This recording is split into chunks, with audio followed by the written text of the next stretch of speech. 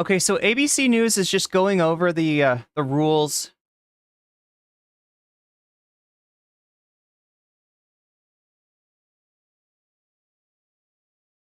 There's no audience. Intimate setting. Trump wins the coin toss. He will go last. She's on the right. He's on the left. Here we go. Here we go. Right when they come out. All right. So right when they hit the podium, I'm gonna press that like handshake, handshake. There we go, handshake. All right, we got it marked. Oh, this is so weird. There's no audience. It's so quiet.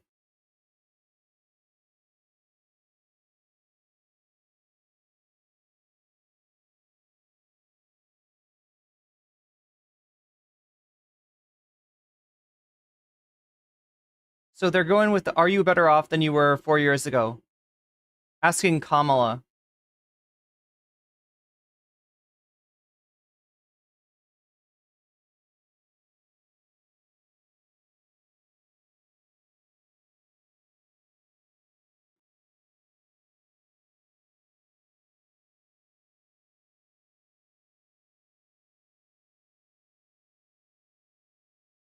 She's doing the middle class thing.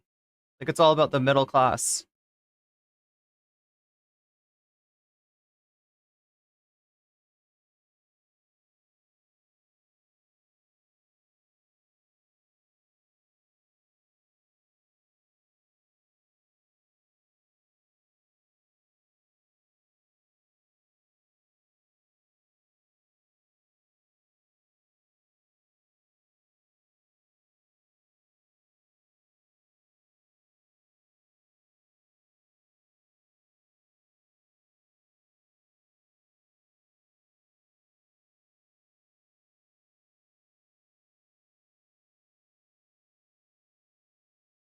Small businesses, $50,000 tax deduction for startups.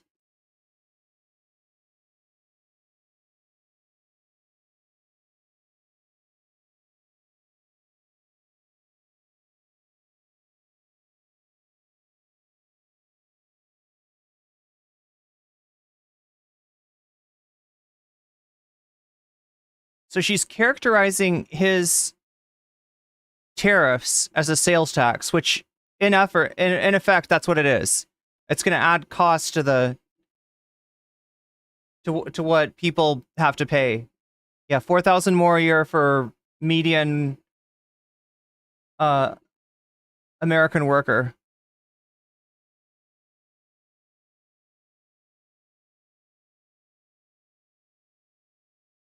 She's like, there's no sales tax. She knows this. It's going to be tariffs on other countries.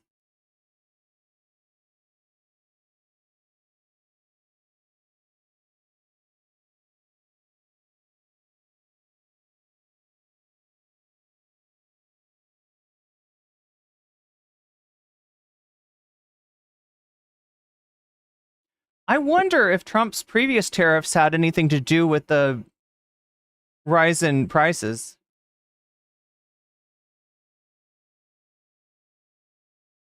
TYT is garbage, says Germ.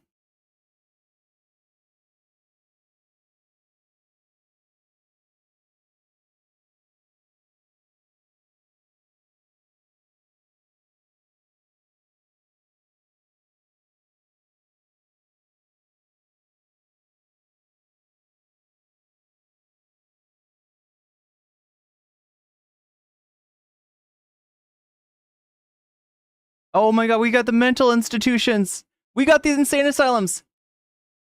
Who's gonna take your job? Who's gonna take the black jobs? Hannibal Lecter. So yeah, he's not gonna say Hannibal Lecter. He's like learned not to do that. They're taking over the towns. They're taking over the cities.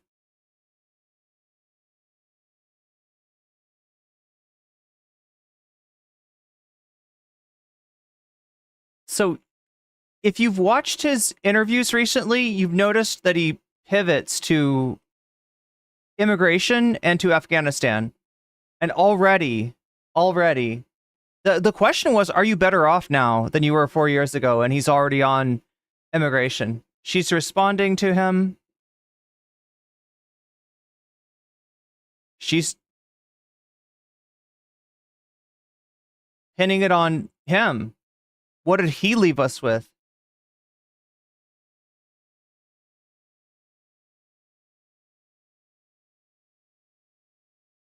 Now, I'm noticing the mics, okay? And this might seem like a silly thing to do, but I'm hearing her saliva. I don't know.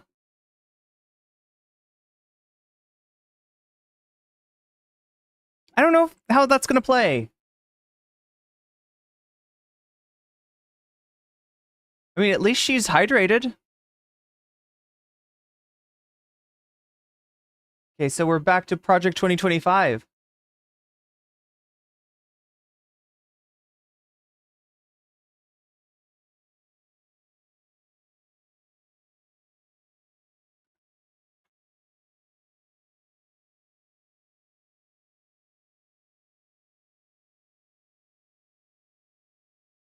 He has nothing to do with Project 2025. I haven't read it. He's like a streamer. Like, I haven't pre-watched. There's some ideas in there. Some good, some bad.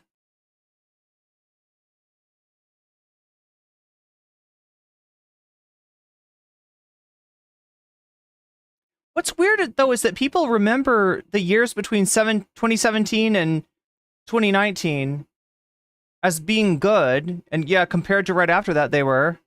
They don't remember 2020. And they don't remember before 2017. And they don't remember that that economy was good and actually better under Obama.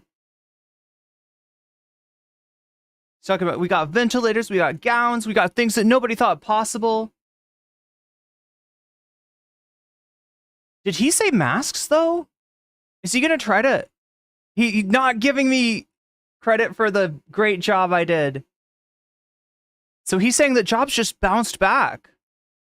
I created the jobs, but they bounced back when Biden got into office.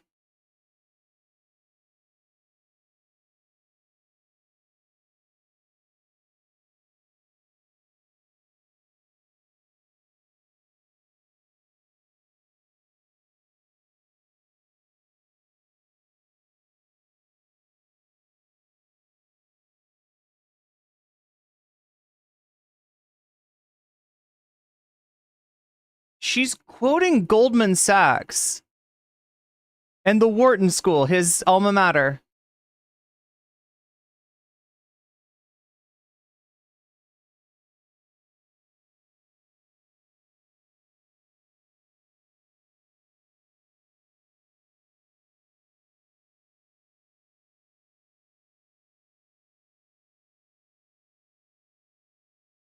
So she needs to get him talking. That's going to be her best bet. Get him talking. Oh, he's interrupting. Yes, talk about Wharton. She's got him. So he's saying the professors at Wharton actually like my plan.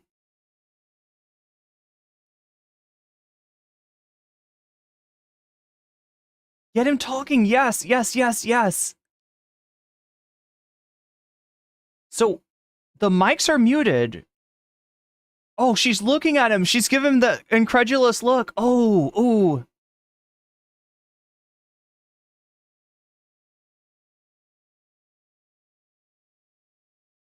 So here's what happens, right? The mics are muted, but if somebody starts to talk and they think it's interesting, they can turn the mics back on.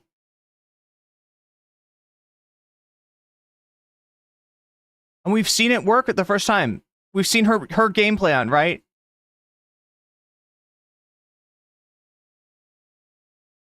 So she's gotten him talking.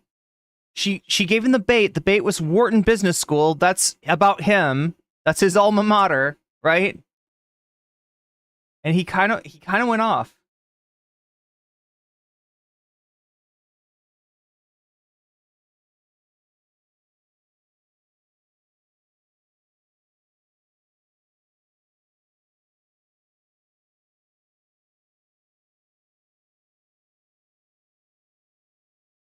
Work Appropriate says Trump looks so depressed.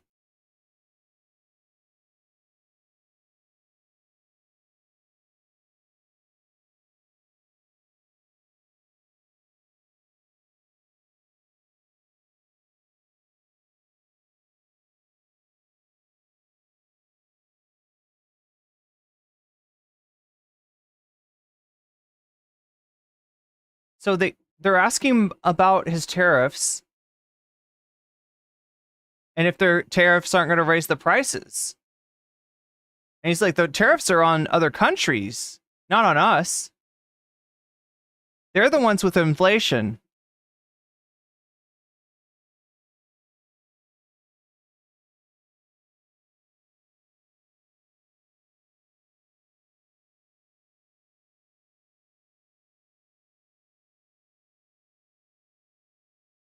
Trade deficit. Yes, that's true. So he fucked around and he found out.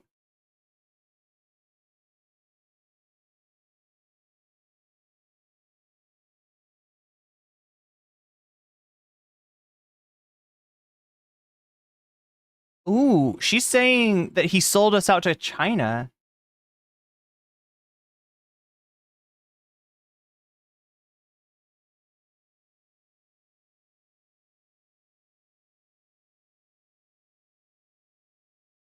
So she's gone into a little bit more depth than he was willing to. He just wants to say, I'm going to tariffs. I'm going to charge this other country. She said, you started a trade war and you lost that trade war and you sold China chips. He sold us out. Get him mad. Get him talking.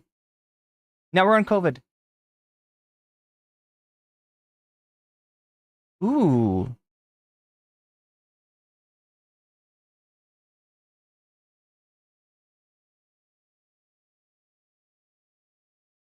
Oh, jeez.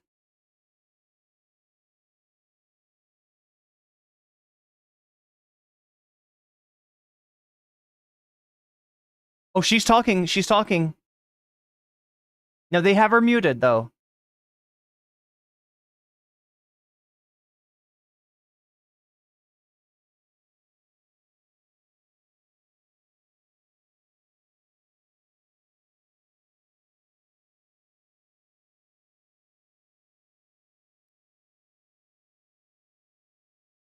Oh, she's doing this shit right here.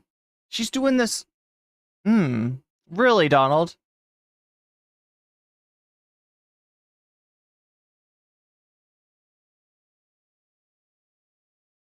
So he's disputing immigration rates, saying that they're 21 million, not 15 million, based on vibes.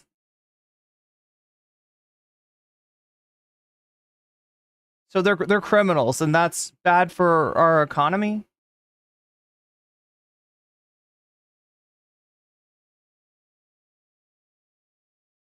He's a little pissed. He's a little pissed. She seems like she's vibing. Thank you, President Trump.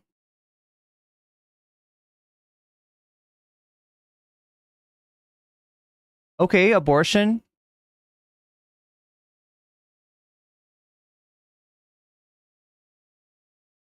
They're calling him out on his duplicity in terms of taking credit for Roe versus Wade, but then trying to distance himself.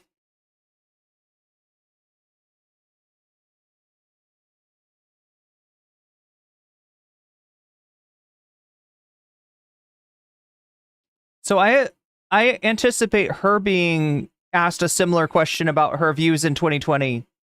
Right? They're going to ask consistency question. You said this then, and now you say this.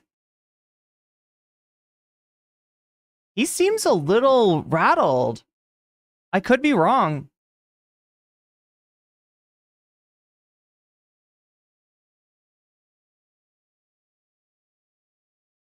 So the side to side's working out pretty well. Here, let me see if I can give you a. Oh, the execution of the babies. Let me see if I can give you a picture of Kamala.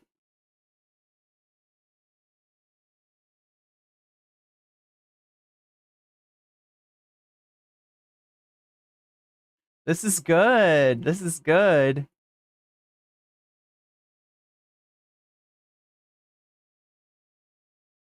He is literally claiming that Tim Waltz says execution after birth is okay. Here, let me give you the new, you're gonna like this, alright? Check this out. Ooh. Ooh.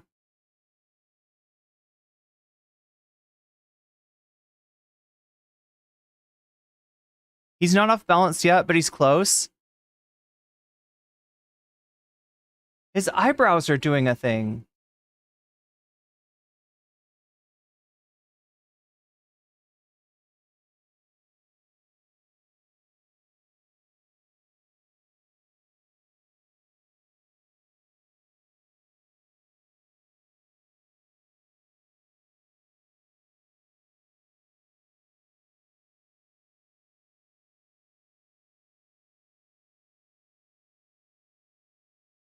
So he's saying he just sent it back to the States.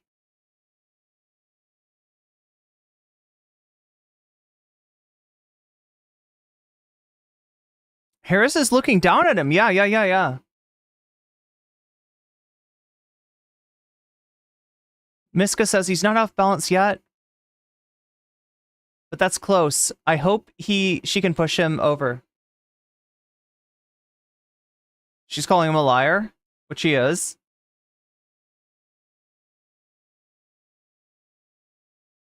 Here we go. Here we go.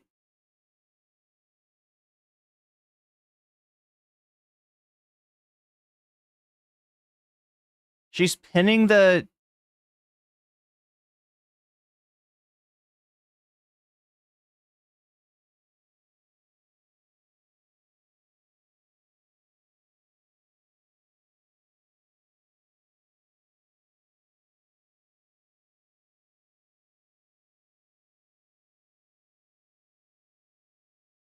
He's making some interesting faces now. I think he's trying to keep it together.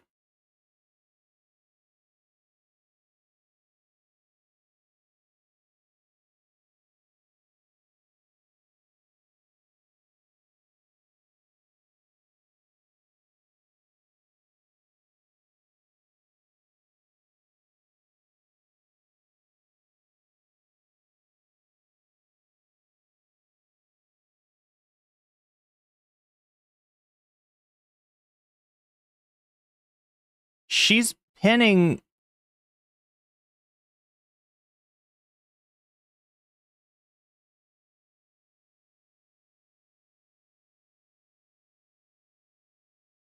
She's pinning the lack of exceptions that some states have instituted that resulted in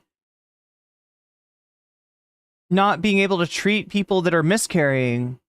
She's pinning that on him.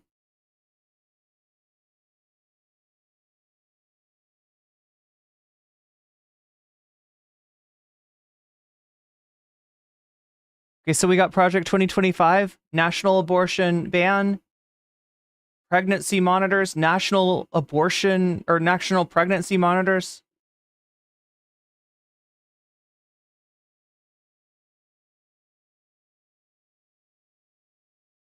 Okay, so far I'm going to say she's winning. Not by much.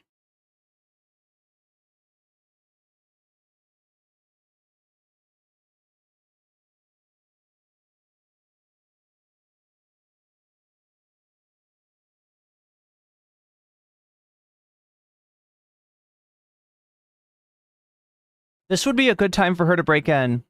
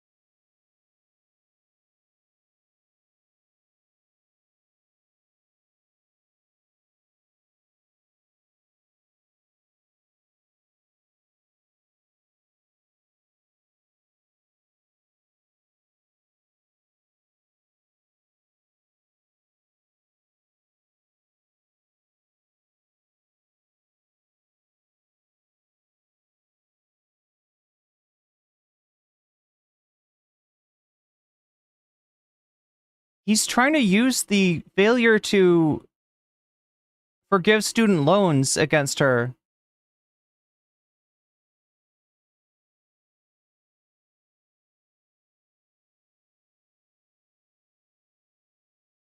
Okay, so he flipped it over and said she can't get the vote on a national Roe versus Wade. But he won't answer the question about a national abortion ban.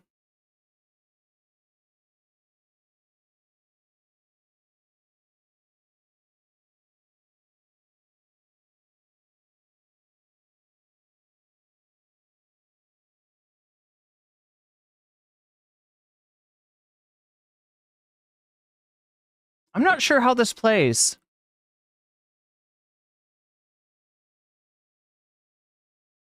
So there are people that blame Biden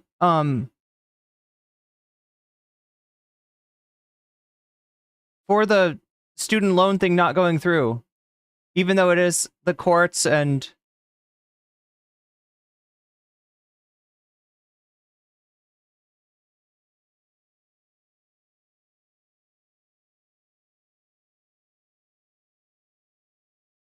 so she's calling him on his bullshit as far as nobody would carry a pregnancy to term and then just happen to get an abortion.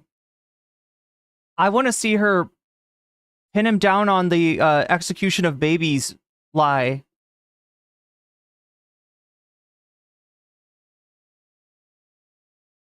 Now, he brought up student loans, and she hasn't latched onto that.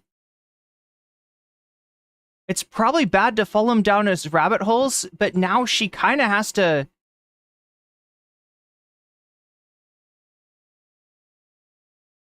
She kind of has to respond at some point.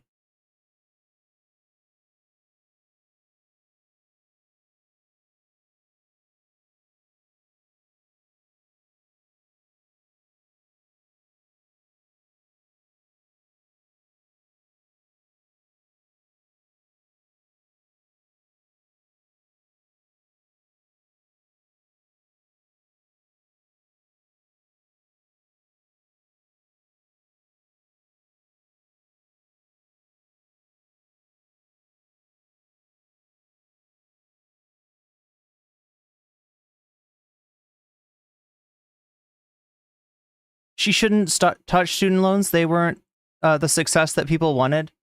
Well, it's in play now.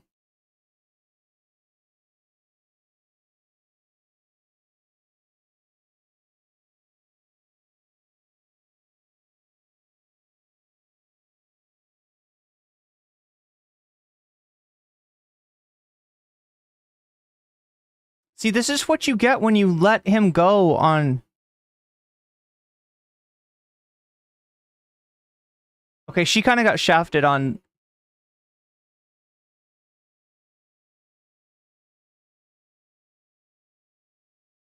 Now we're on immigration.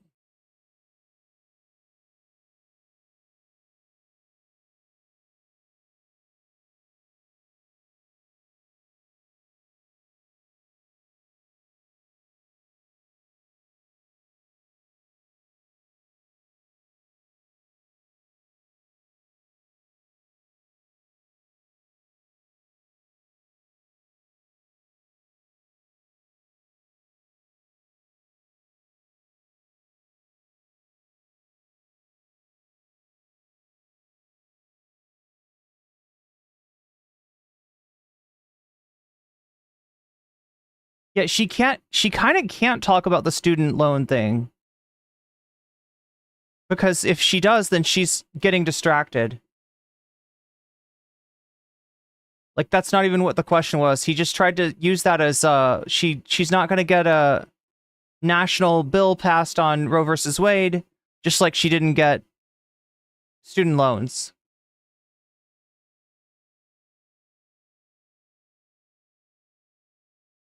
What's annoying about Trump and MAGA in general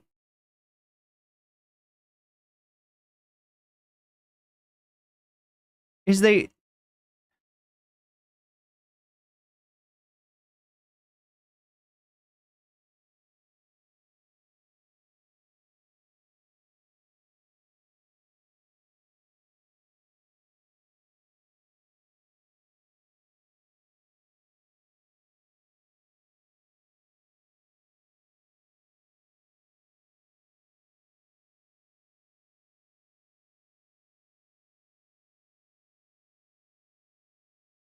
she's calling him out before he even does it on.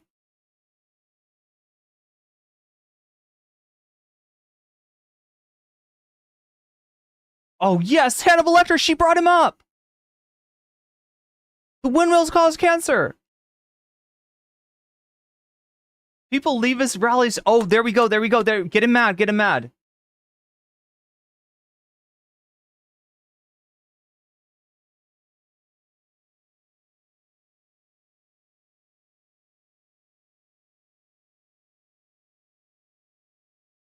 Okay, so the annoying thing about MAGA is that like anytime somebody gets, oh, he's gonna respond, but they're asking him why did he kill that bill? No, he's gonna respond first. She's got him. She's got him. She's got him. Ooh, so good. Yes. People don't leave my rallies. We have the best rallies. Nobody leaves my rallies.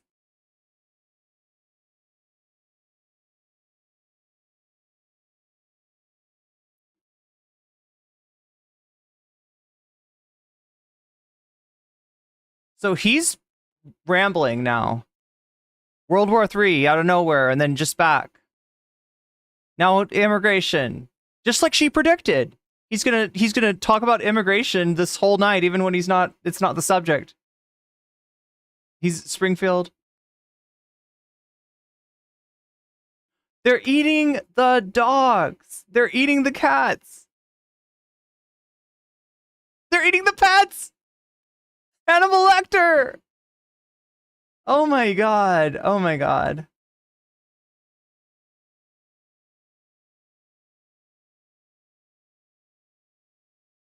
I think she's doing okay.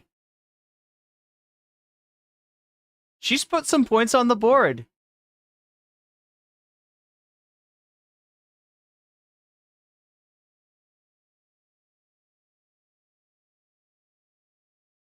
Anyway, what I was trying to say, chat, is that anytime Democrats leave somebody behind, Republicans notice and they get something out of it. Even if they're not going to do anything for those people, like student loans, they're going to do shit about that. But they remind people of that disappointment.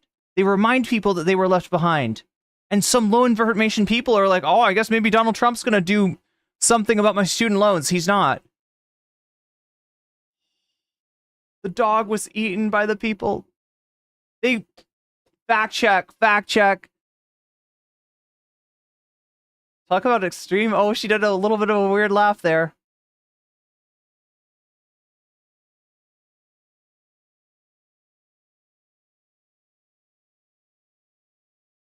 Okay, she's pissing him off again. I've got the endorsement of all these Republicans. She's pissing me off too. Bragging about Dick Cheney. Oh yeah, the great. Liz Cheney got him pissed though.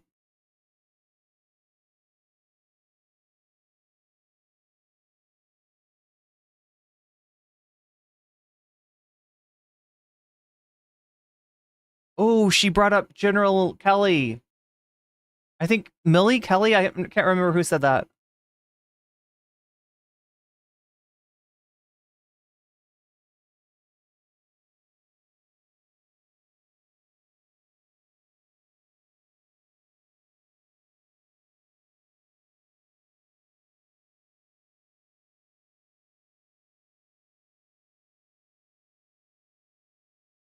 Let's go. Let's go.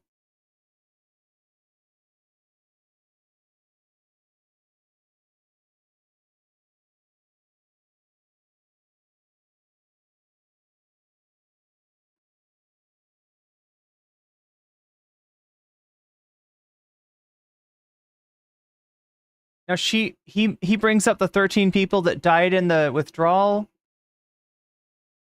I want her to bring up the 67 people that died in Afghanistan under him.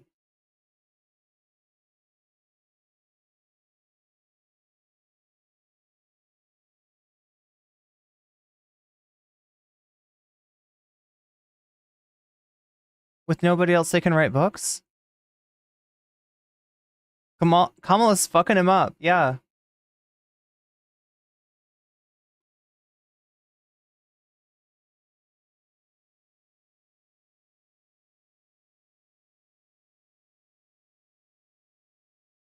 He's... Oh.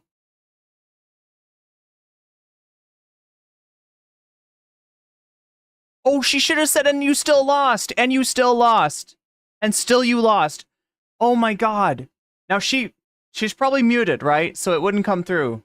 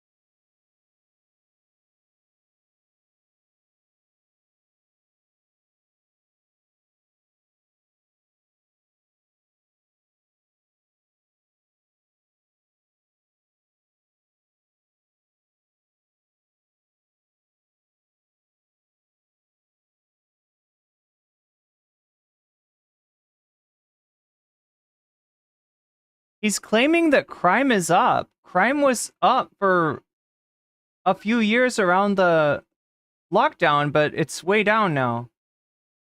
They fact-checked him. The FBI's defrauding statements.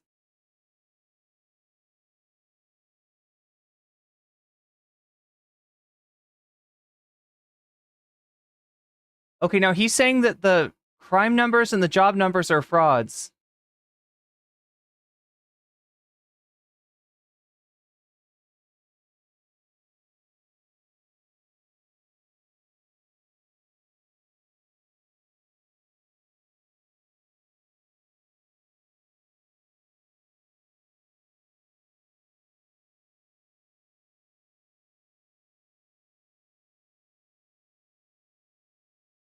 She really should have brought up, like, he probably thinks the votes are fraudulent too.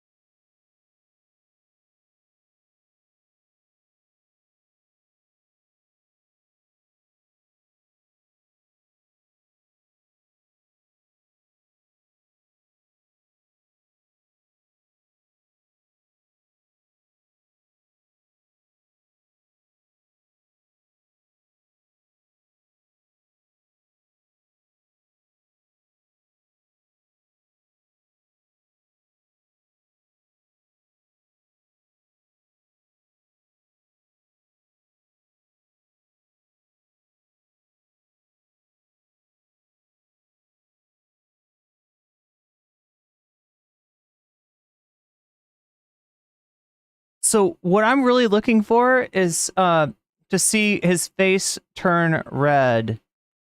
If she gets his face red, he loses.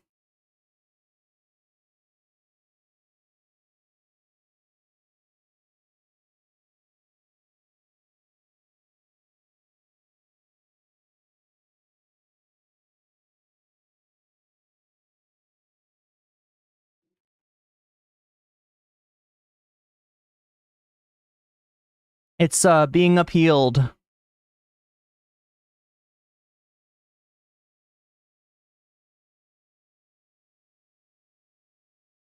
You got to get him to deny the election results.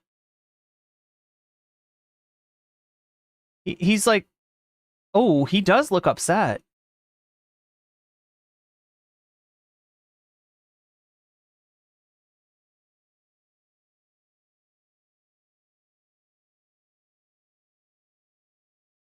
So she's doing the prosecutor thing. She's turning this into a court case. And he doesn't like it.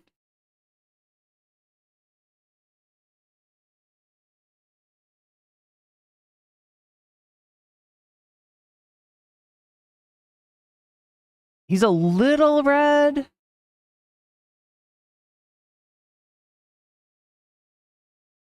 Oh, he wants to interrupt.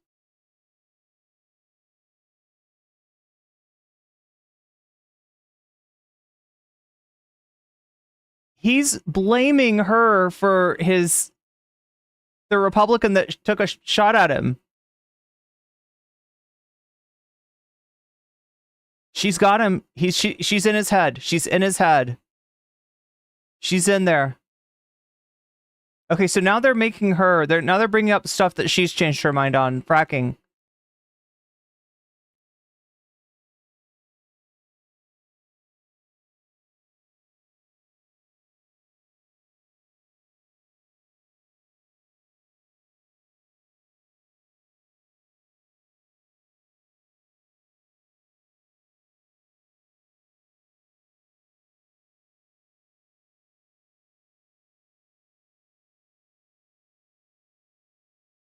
Why is she? That's the one way that she could say that she had something to do with fracking as a vice president, is the tiebreaker vote. Wow.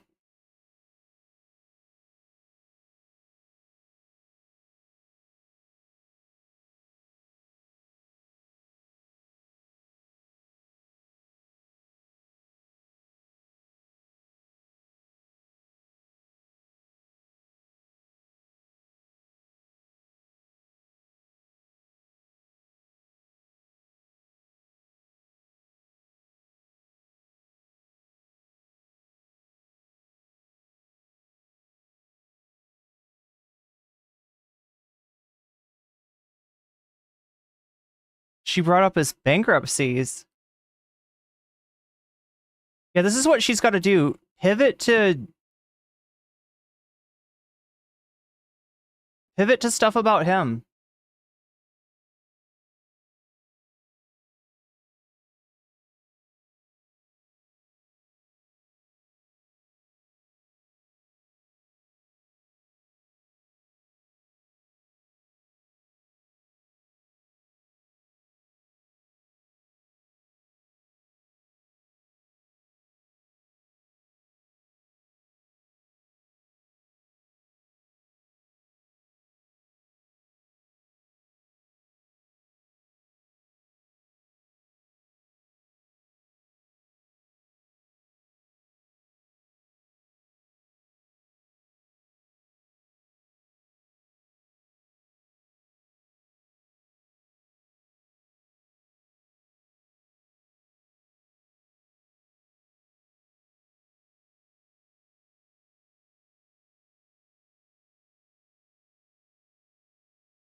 It technically is a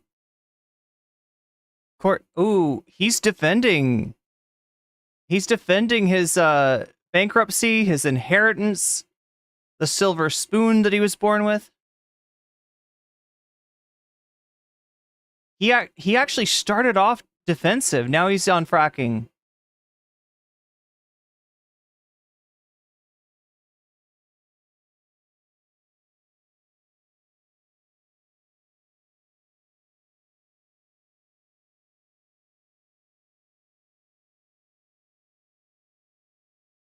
Oh, he did the I'm talking now. Does that sound familiar? Oh wait, they're gonna let her out. They almost unmuted her.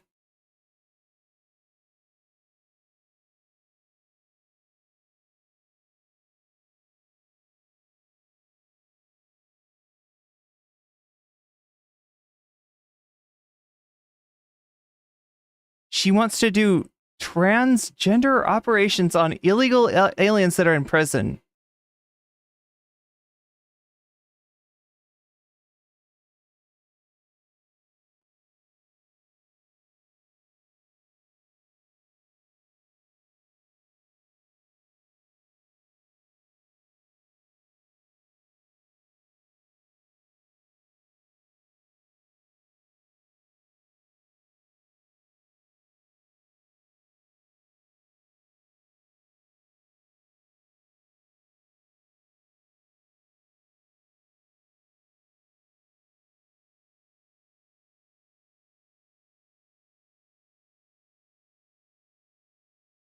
I don't know how that's gonna play.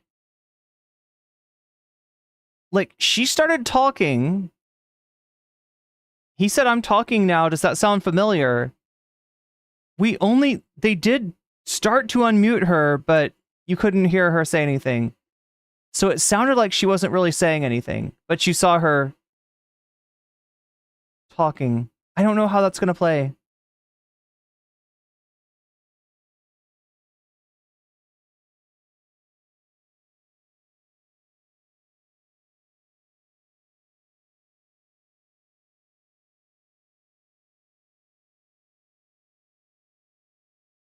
January 6th.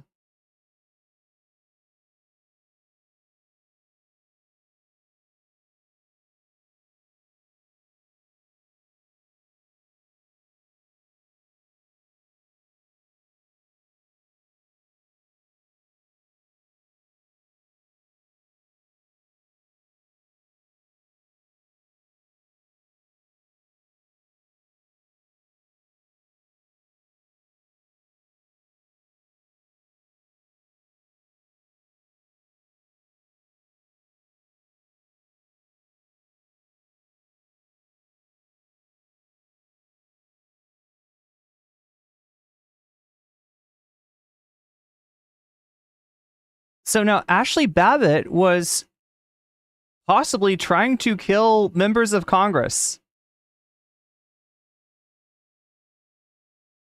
I don't know if there's a good way to bring that up, but literally crawling through a window to try to get to members of Congress to do them harm.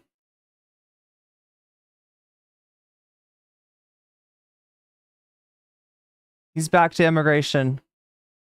They're coming in from all over, folks. Hannibal Lecter.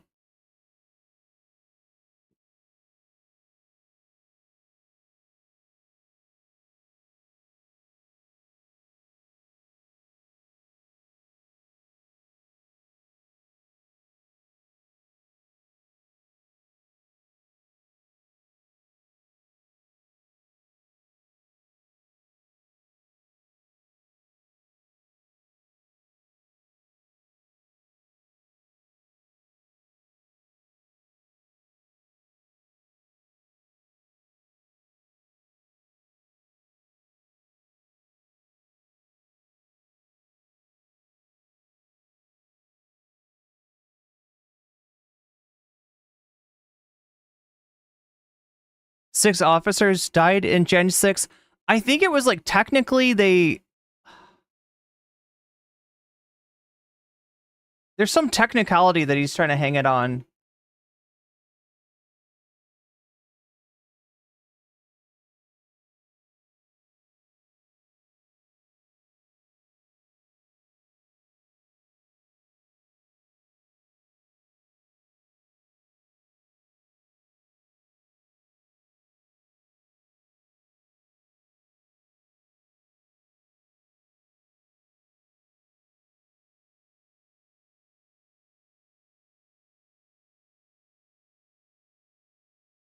I forgot that she would have been there. Yeah.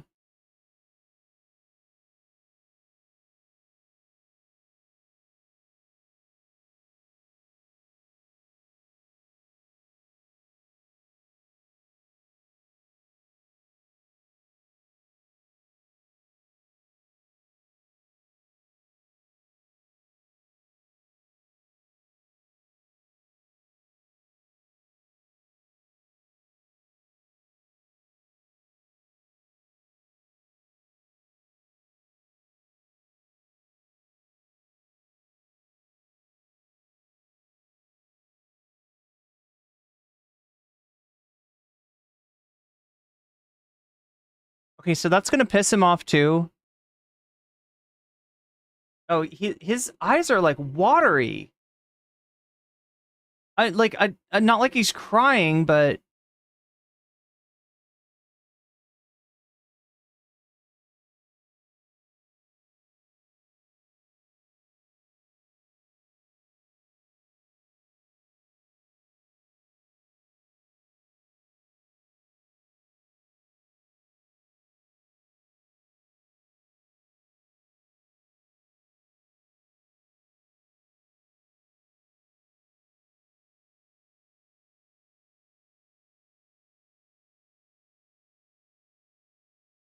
Chat, I wonder if would we see him going red? Or is his makeup? Would his makeup cover that?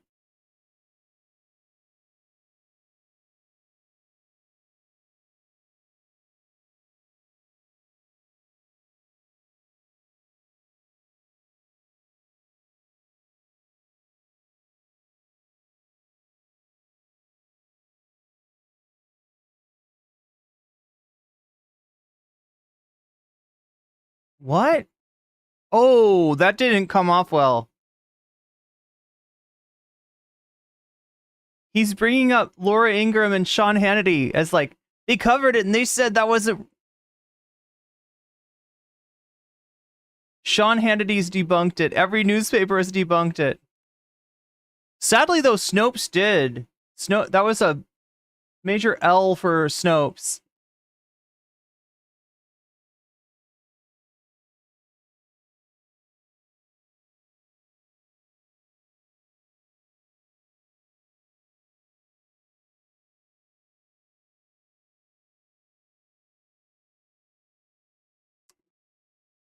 Shadowfile says if Trump loses, he goes to prison. That's why he's crying.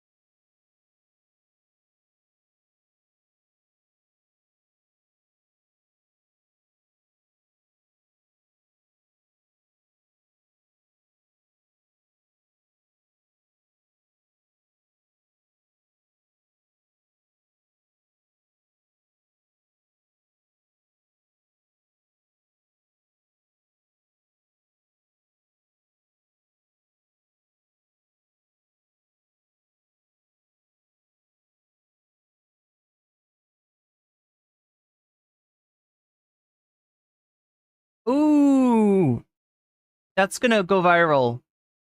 Donald Trump was fired by 81 million people.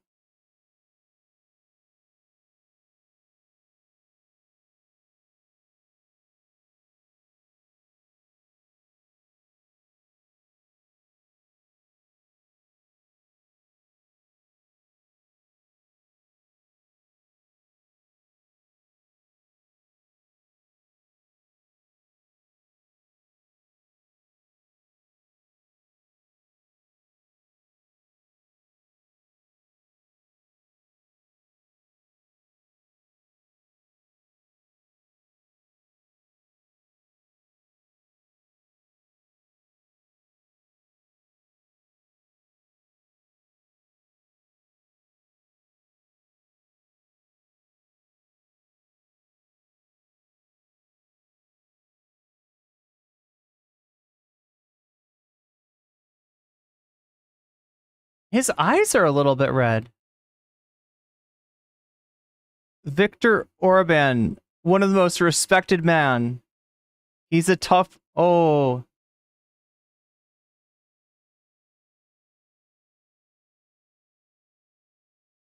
He's proving her point. He's proving her point.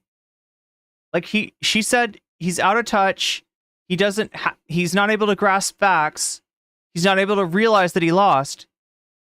Then he goes, one of the most respected people in the world, Viktor Orban, strongman they call him. He said we need Trump work. The authoritarian fascist from Hungary wants you back. Great.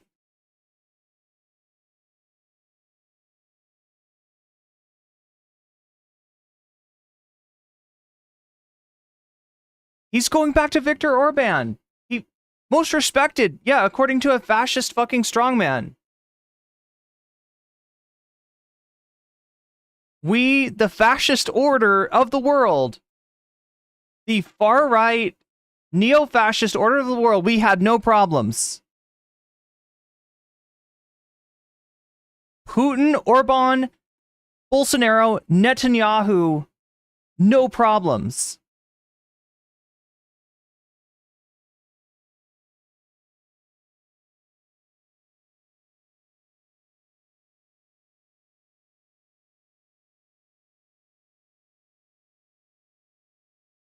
Oh, he just got shut down. He just got shut down. Okay. Oh, God.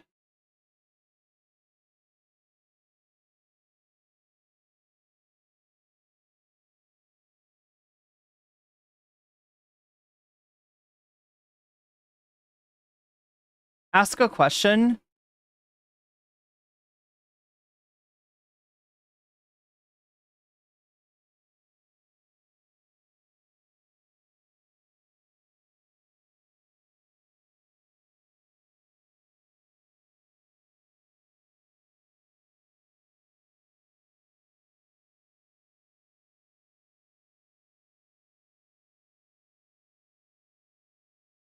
Now, if she had any fucking...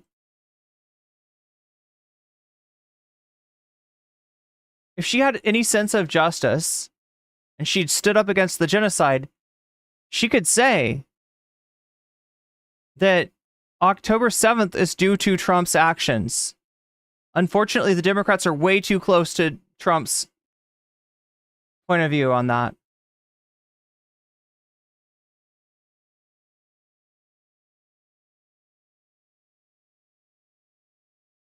If they weren't so compromised, if they hadn't done so much sweeping for Netanyahu, she would be able to say that it was his failed sons, failed negotiation, cutting Palestine out of the negotiations. That's what caused October 7th.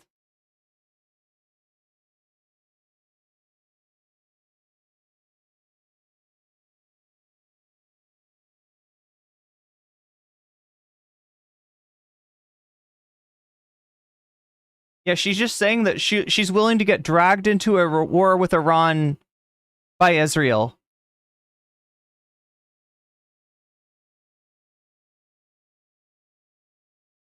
This is the most unexcusable issue for Biden and for Kamala. Obviously, Trump would be worse, but...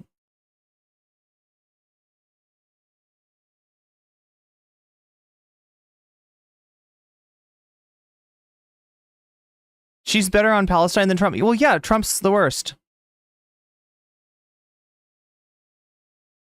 But she's her own worst enemy. Understand, on this issue, in this debate, she's her own worst enemy, right? Biden's policy, the policy that she's upholding, is actually hurting her. It's both unethical and it's also harmful to her campaign.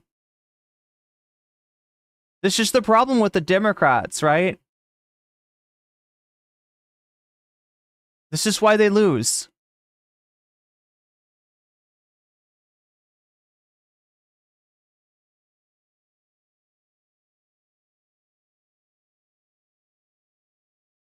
Oh my God, this is terrible. Trump's able to say something that's actually going to get some low energy voters who want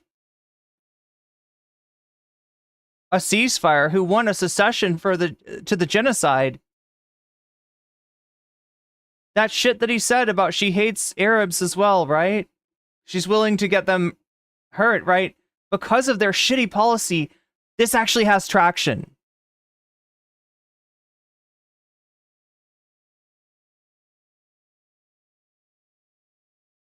The Democrats' biggest problem is that there's not enough difference between them and the Republicans, even when there is difference, which there is, even on this issue. He's worse, right?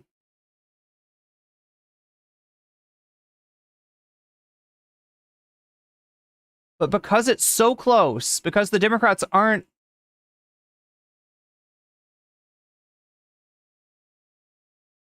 because the Democrats are so close to the Republicans in terms of their policy on these kind of issues, it allows him to fool a few people.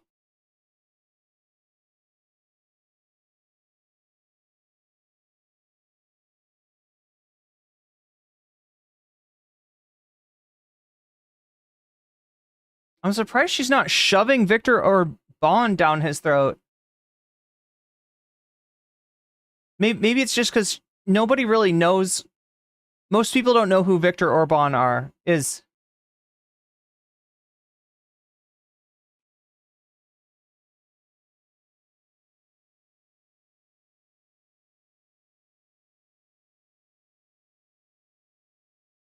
Yeah, it sucks that people don't know who Victor Orban is, because that dude's a fascist. An open, outright fascist.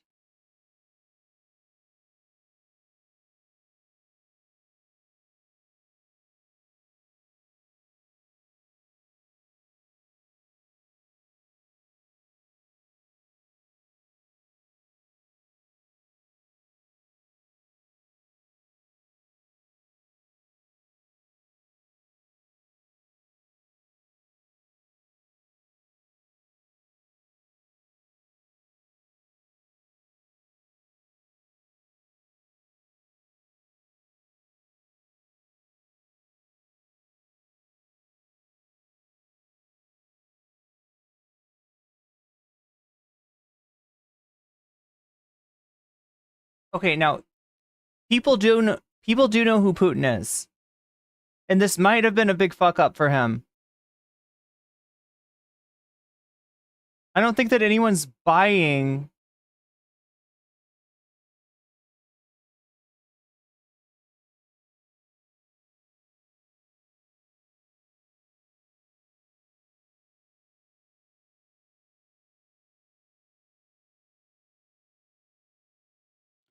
Okay, so commercial break, I guess. We're on a commercial break. Hungry. I could really go for some turkey. Oh my god, this is your favorite joke. Oh no.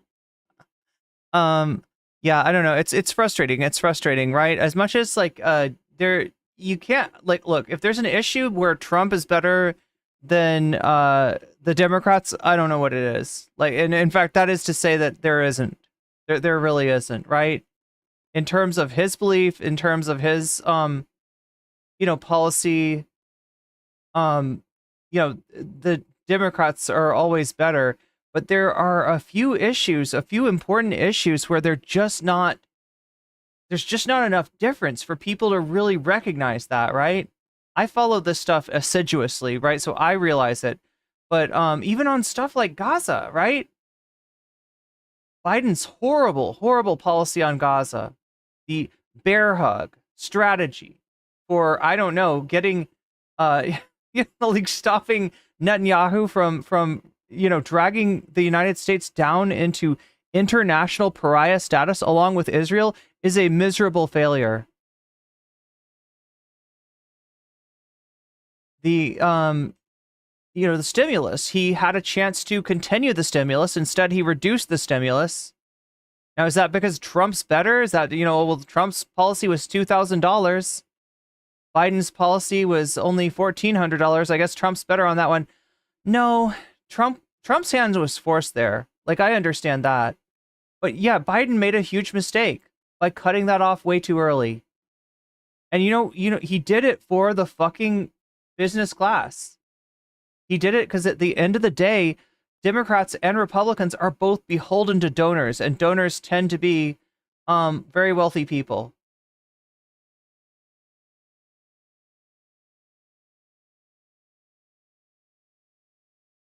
And the donors wanted American workers to get back to work, right?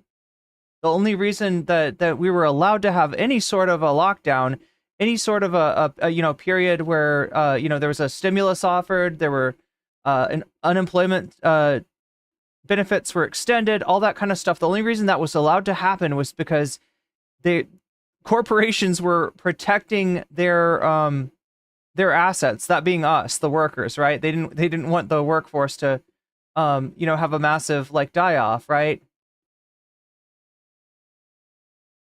But yeah, it's issues like this that get, and I have actually ran into a few voters, like a few Trump voters who, when I asked them why they're voting for Trump, they mentioned the stimulus, and it's a really sad thing because the depth that I have to go into to explain to them why they're wrong about that is not a depth that they can follow me. So I don't convince them.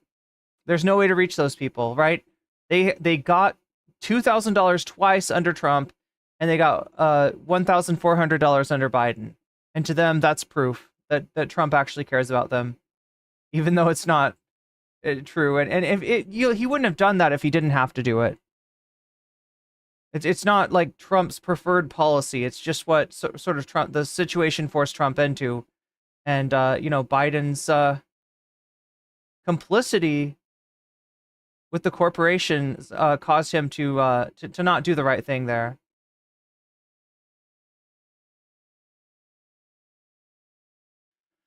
Oh my God. Okay, she should have said she should just say ceasefire and two-state, not much continuing funding, not so much continuing funding the war. Yeah, yeah.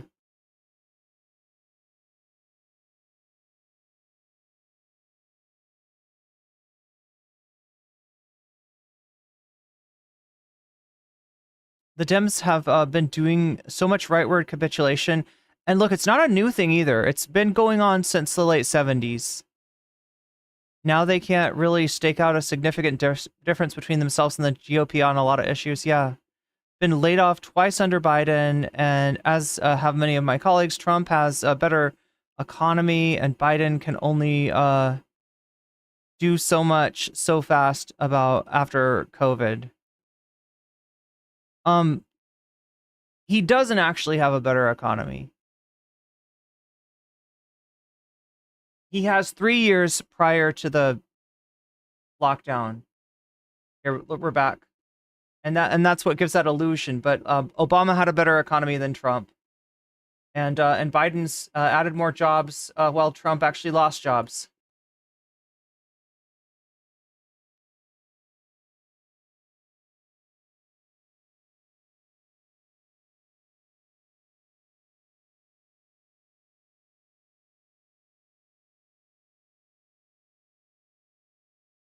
So we're asking Trump about his Nixonian secret plan to end the Ukraine war.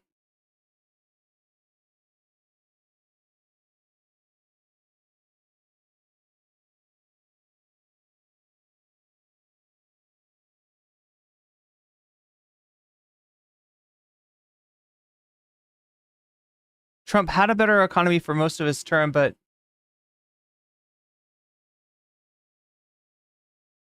you're letting him off on that last year, and you shouldn't. He lost jobs. Biden added a huge number of jobs. And those 3 years that you're talking about in the beginning of the Trump administration, that was a continuation of Obama's economy. He passed one bill, and it was to cut taxes for the super rich. That didn't actually help anyone. Supply-sided economics don't work.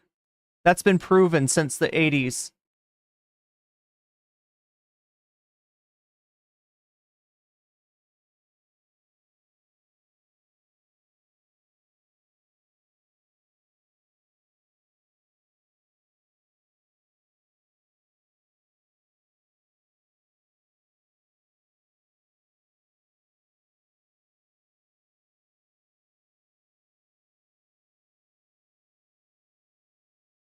He just said he'll get the war. Okay, but when he's president-elect, okay. It almost sounded like he was talking about doing like an Iran-Contra thing or Nixon's negotiations with the North Vietnamese.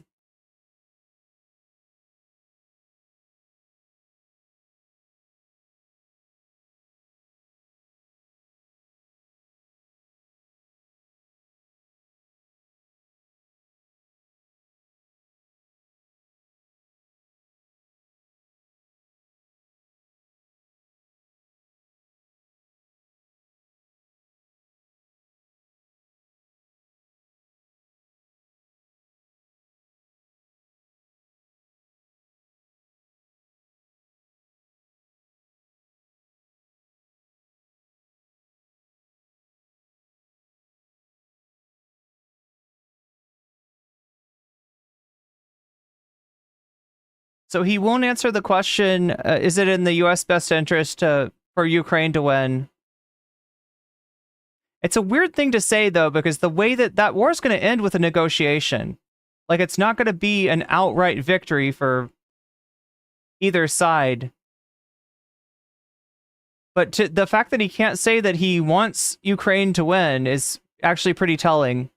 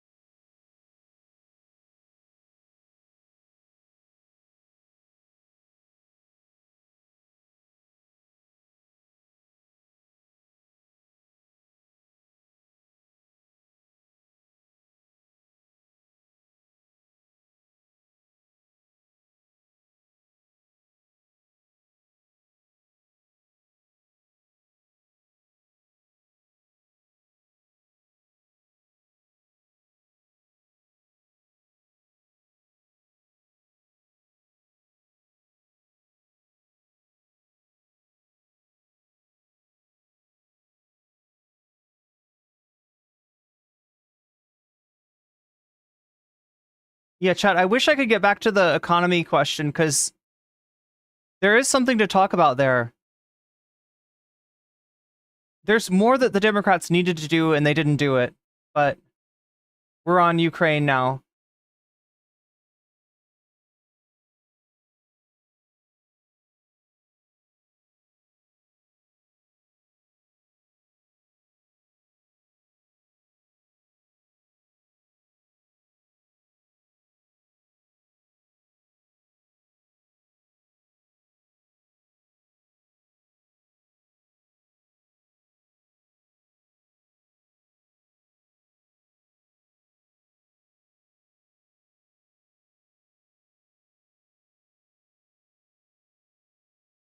Yo, Vladimir Putin would eat you for lunch.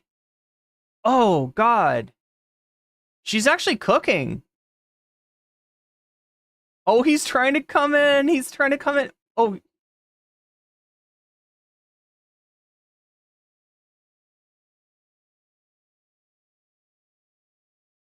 Quiet, please.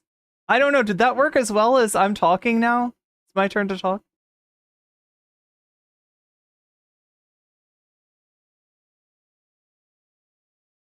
They really needed to clarify the mic policy, right? She thought that.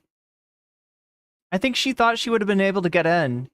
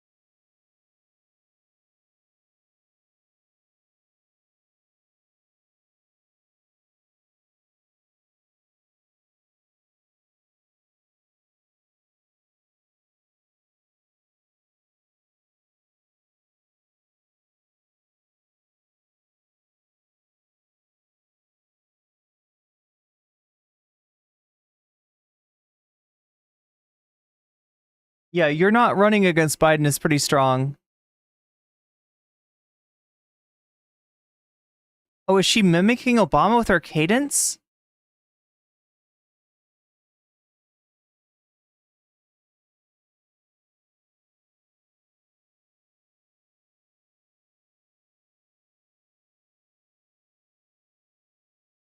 Yeah, she is actually. I mean, it's not super. I don't think it's. So some people do this and it's cringe. Like Buttigieg does this. Josh Shapiro does this. I mean, it's a very similar cadence, but it doesn't seem like her. She's not like affecting Obama. She's not trying to. She doesn't seem like she's like Shapiro and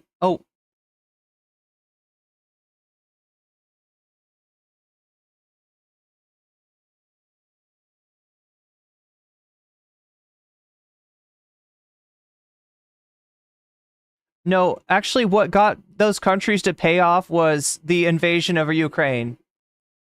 That look, NATO. We're talking about the amount of GDP a country uses for its military, right? And the standard for NATO is supposed to be 2% or above, right? Some nations weren't doing that because it seemed like there was nothing that they were, doing it for. It seemed like there wasn't going to be a need for their military, right? And when Putin invaded Ukraine, things changed. People realized there is a reason to. So yeah, no, Trump's full of shit.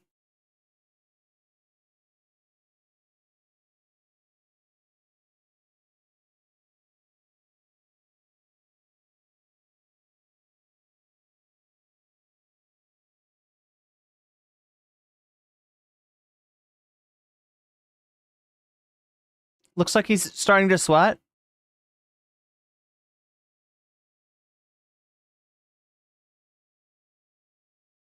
That's a good point that she made, right? He always says that he didn't start any wars. Everybody else starts wars.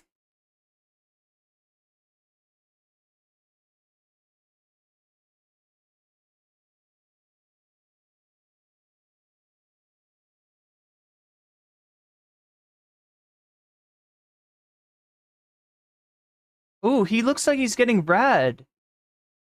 I don't know if that's just the angle. Let's see.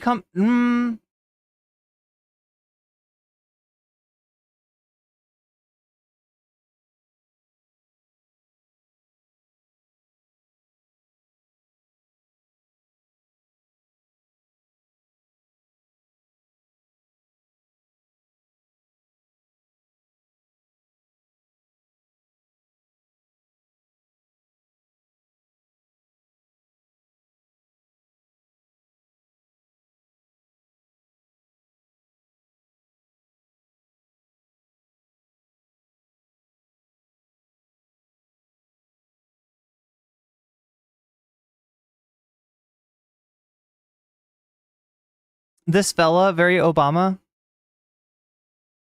Okay, so now we're on to the Arlington, the desecration of the grave.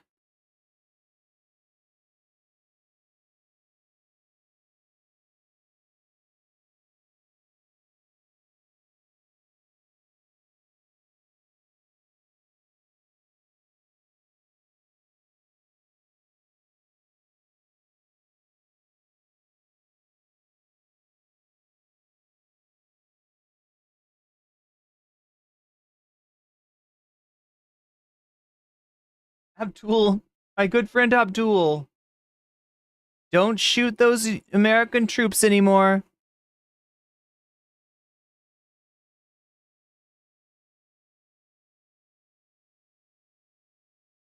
He's lying about that.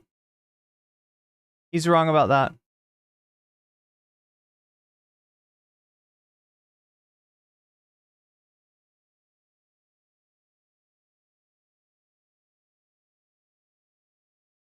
He gave me a beautiful rug.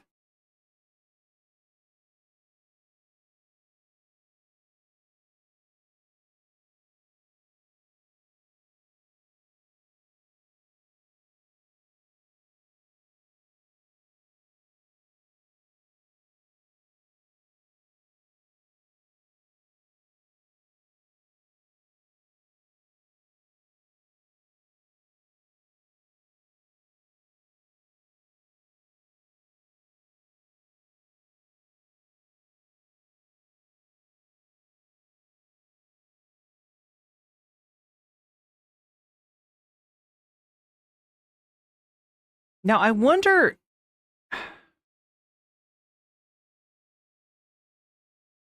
So compared to compared to the Dana Bash debate,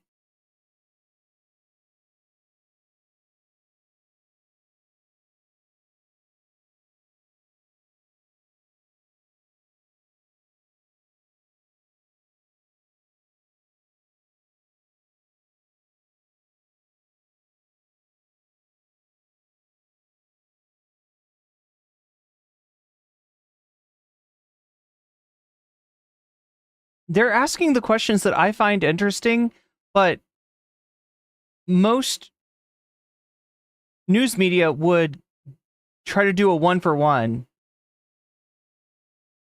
They are giving her a lot of good questions, like, or giving him questions that are bad, right? And I don't know if this will get read as them being on her side or, but it is actually, I mean, this is like neutrality. There's more bullshit for him to explain than there is for her to explain, and they're actually making him explain it, which is kind of amazing. I just don't know.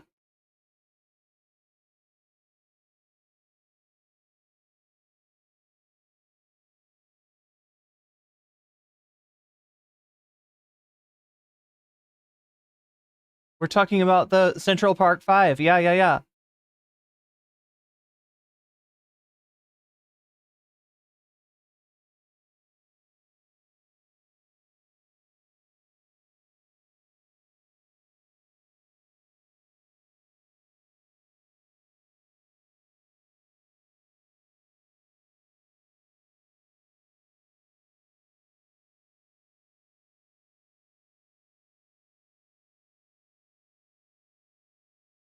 I feel like she should have said deserve better than this, but whatever.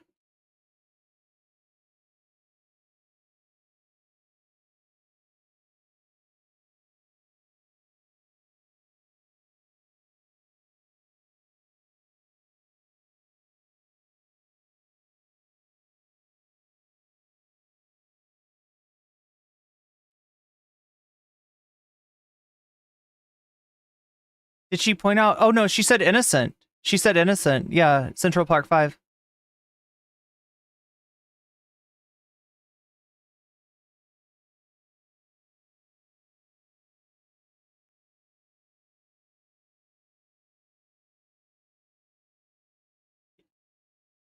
Okay.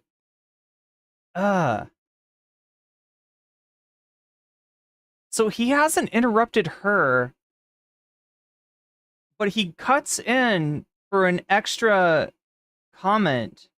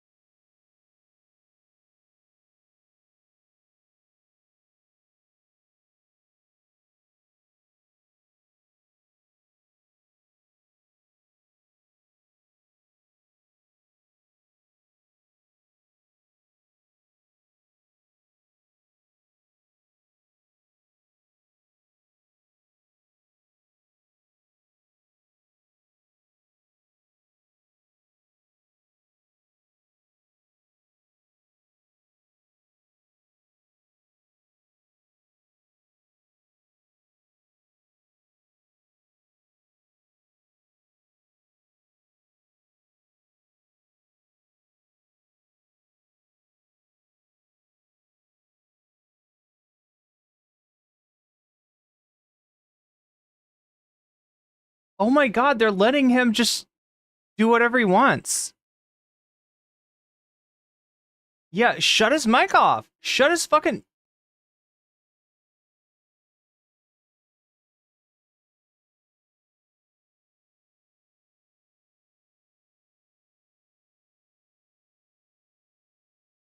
No! Oh, that was so bad. That was so bad.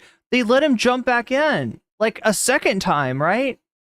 And then she tries to address something that he said, and they're like, no, we gotta move on. It's easier to move on through her because she's a nice person. He's an asshole, and they're getting steamrolled.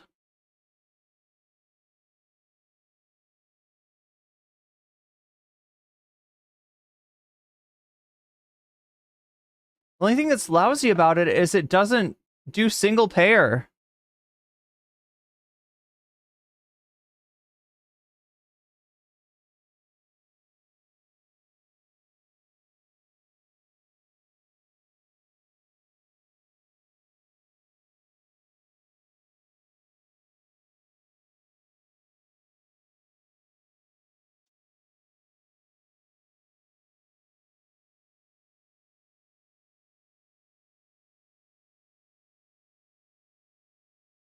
Oh, he's so full of shit. He tried to repeal it. He tried to repeal it.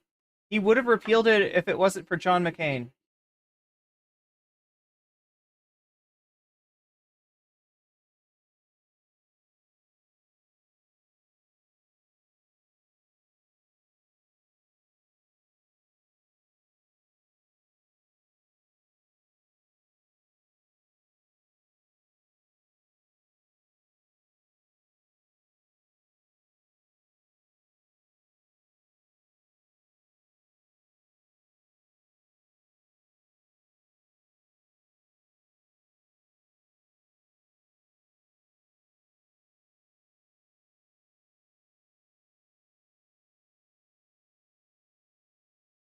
Ooh, I have concepts of a plan. You're running for president, asshole.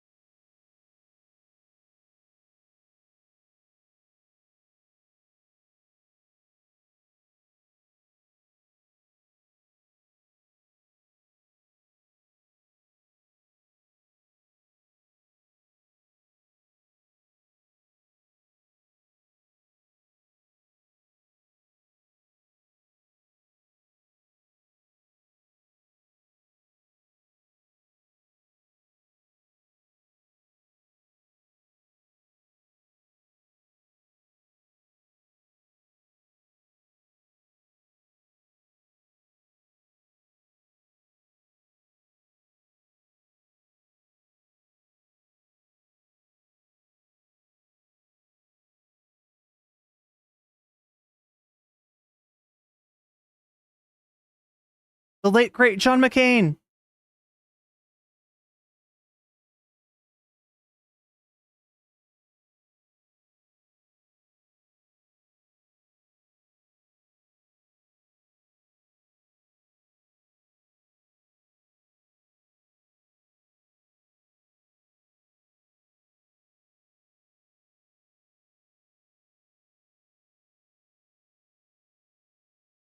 Trump is lucky that they're not using the profile.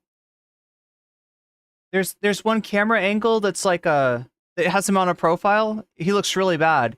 He's redder too. You can see that he's got this weird arched stance. That's real apparent.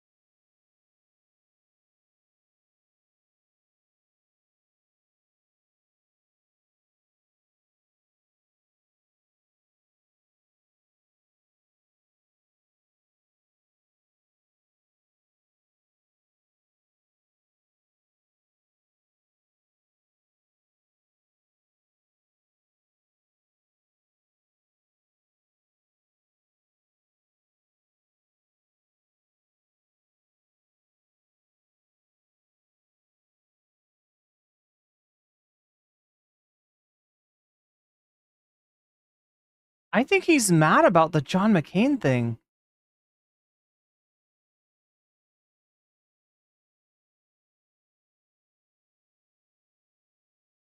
These fucking... This debate team, like, they're gutless, right? They're letting him steamroll them.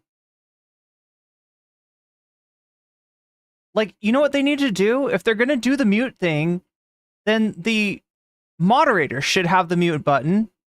And when they say that you're done, you get muted. You're done. And they don't. They try to talk them into shutting up. And with Kamala, because she's, you know, has manners, they're able to do that. With Trump, they're not.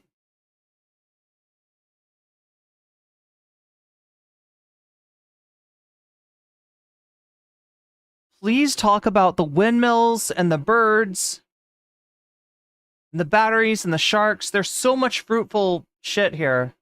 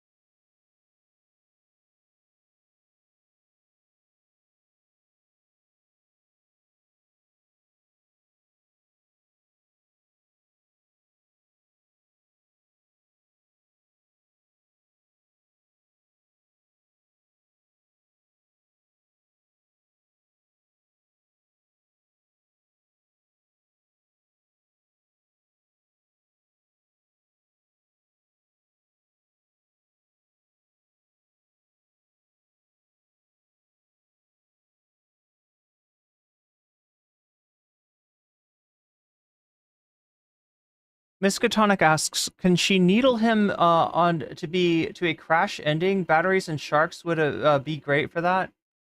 Yeah, like the more you can get, like, so here's my strategy. If I'm Kamala Harris, right? I'm trying to throw things out that I know that he's going to want to talk about, right?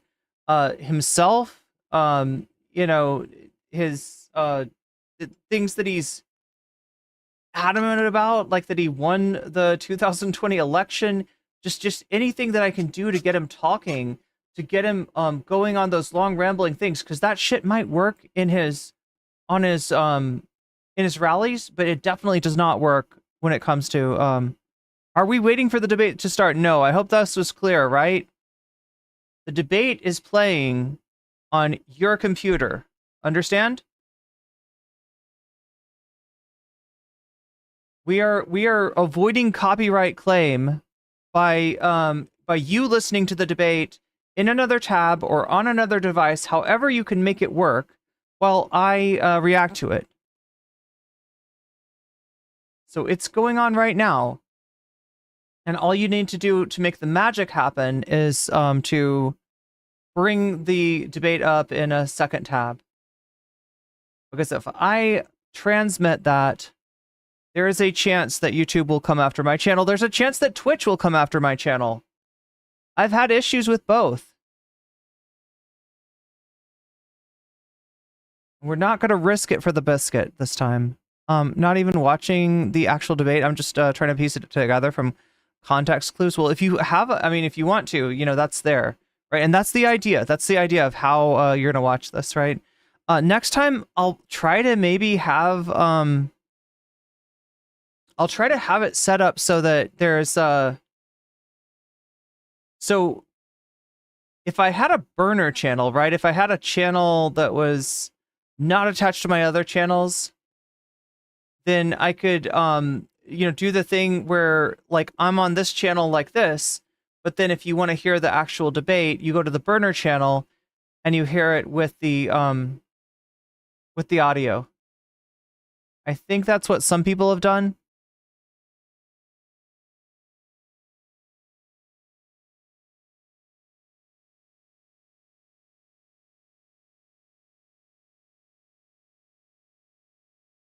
Trump is too old to be president. I mean, look, he does, like, I don't know, there's a lot going on with that guy.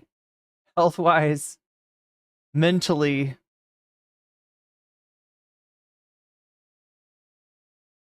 What's up, Omega Star? What's up, Morbius Dragon? God, like, ABC's just trying to sell me on all this weird 90s nostalgia. What is this? Like, we got Britney Spears, we got Baywatch, like, what is, like, we got the Royals. What the fuck is on, like, network television anymore? I don't even know. Like, the ads that they're showing me are like, yeah, Lacey Peterson. How old is that? How old is that? What is the Lacey and Scott Peterson thing? That's like from early 2000s. Wow.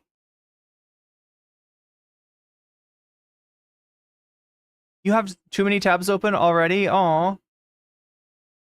Me too, actually. I have way too many tabs. What is this? Hollywood's new Brat Pack. Yeah, it's all this nostalgia shit. What is this? Wow.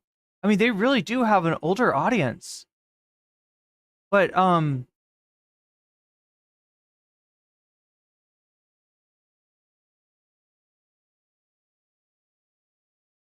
like, it kind of looks like television has, in the time that I have, like, not watched it, television has just, like, aged.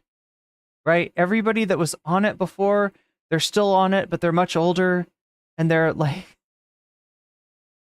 the subject matter is, like, the same subject matter. It's so weird.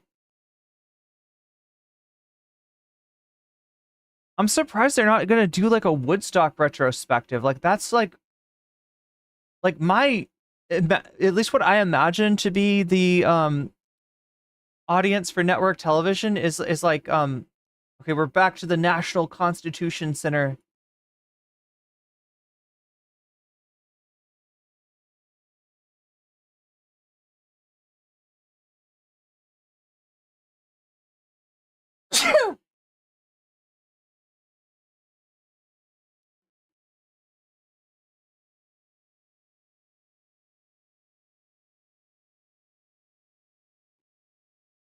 Okay, so this is the closing remarks?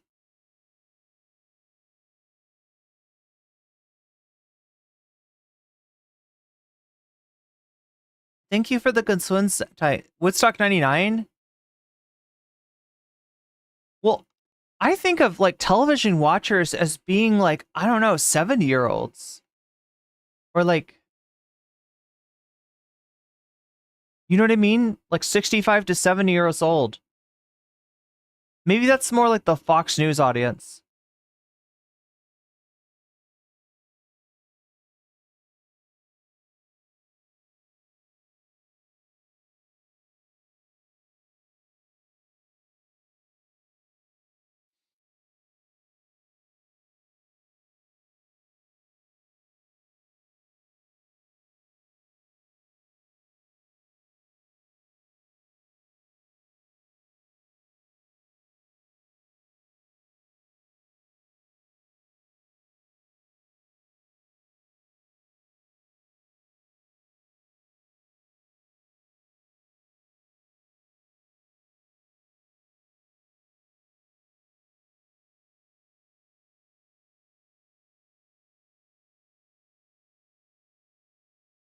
The original Woodstock was 55 years ago.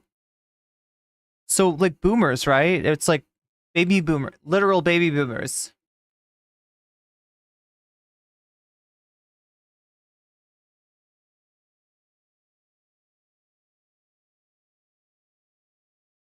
I guess I'm surprised at how much like Gen X stuff there is on network television rather than literal boomer generation stuff.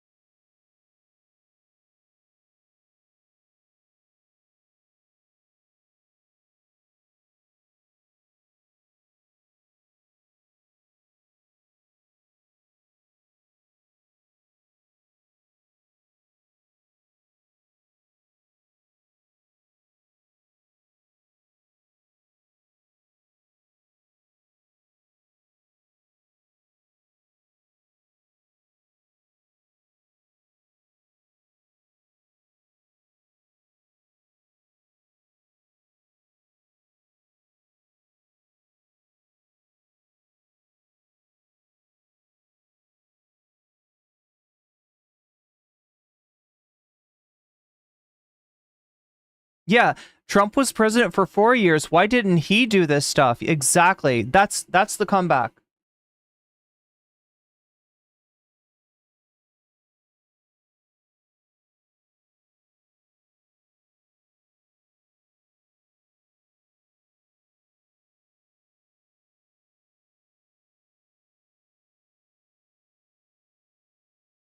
He is sweaty. He's actually sweaty now.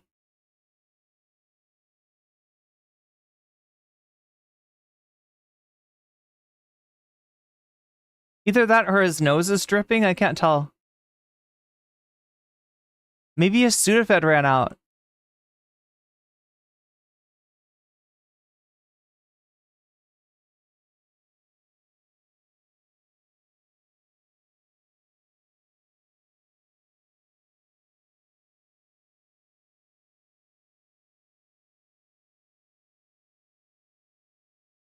That's it. Okay.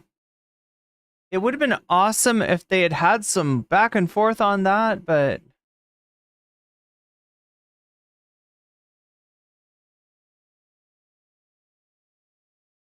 good night.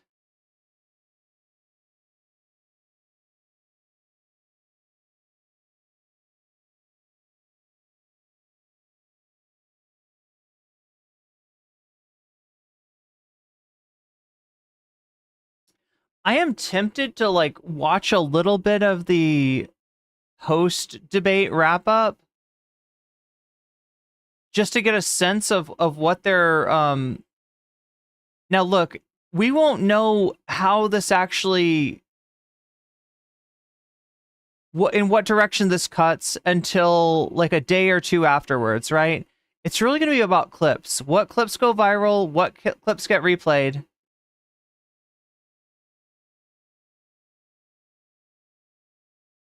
They're re-showing the handshake.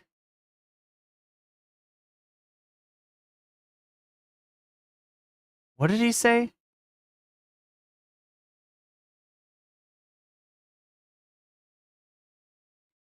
They're talking about the way that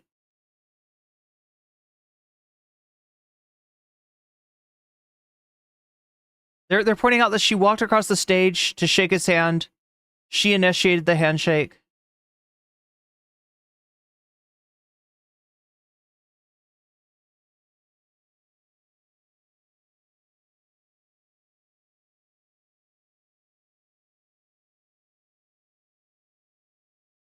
Okay, so angry. Marsha Raddatz is talking about Trump being angry. Scant on policy and plans, but the optic of Kamala, yeah. No, she did this. She did like this or something.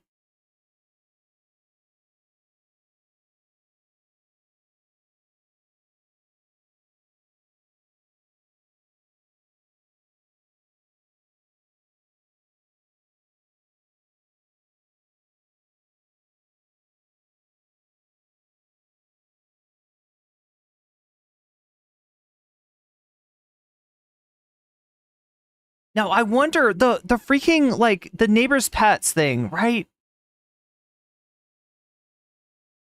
I know that that's not true, and I'm assuming most of you know that that's not true. They're talking about the town of Springfield in Ohio. It is a town that where a lot of Haitian immigrants moved into because there were jobs available in that town, and and things kind of went off when a Haitian immigrant got in a car wreck with a bus, and it started to become an issue in this town. There was like racism just like started just flying then, right? You know, it's one person has a car accident, one kid dies on the bus, right? And since then it's just been like blame the immigrants, blame the immigrants, blame the Haitians, basically. Um there was a woman who ate a cat in like Canton, Ohio, but that's like hundreds of miles away, and she was not Haitian, but that's morphed into Haitians are eating people's cats and dogs and ducks in the park. It's not true. But that's what Trump was talking about, if anybody's missing that. And I'm just wondering, like, how does that come across, right? You know what? I would guess that maybe like a decent amount of people haven't heard about this. If you're not on Twitter, Twitter's where this is getting boosted. Right now there's okay, they're making fun of the eating dogs comment.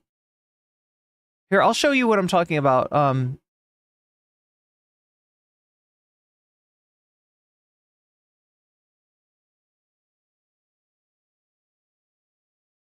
Oh, what? They're gonna bring on Tim Waltz. Wow.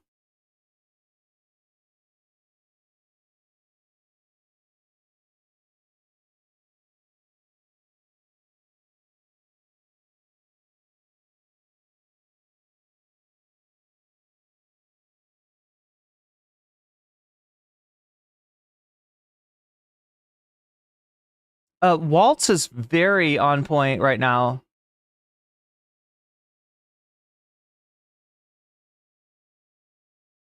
So yeah, this is Springfield as a hashtag. So we're seeing looking for a place to eat in Springfield. Ducks getting the hell out of Springfield. People are making fun of Donald Trump there. In Springfield, they're eating dogs, they're eating cats.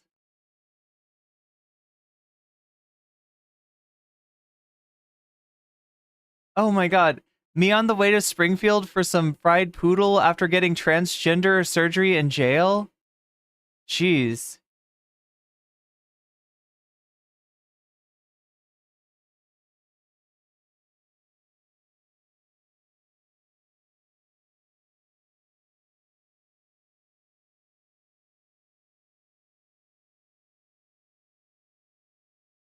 Okay, so now this is one, right? It's now this picture was not taken in Springfield, right? Nobody knows where it is, nobody knows who the person is. They seem to be, you know, carrying a goose that they killed, maybe to eat. Right, but it's being stated that this is a Haitian immigrant that's gone out and shot like a Canadian goose in the park or something, or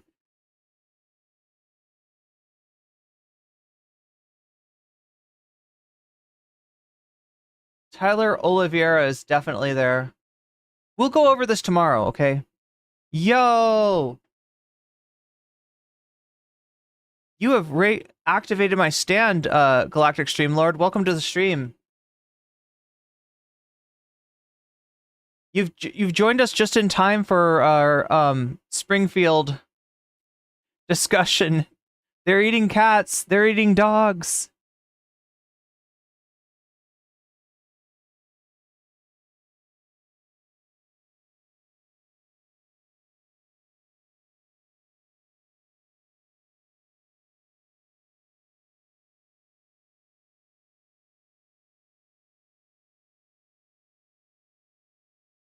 You know what? He did not explain that in a good enough way. There might be people who know about this, you know, rumor. I don't know what you want to call it.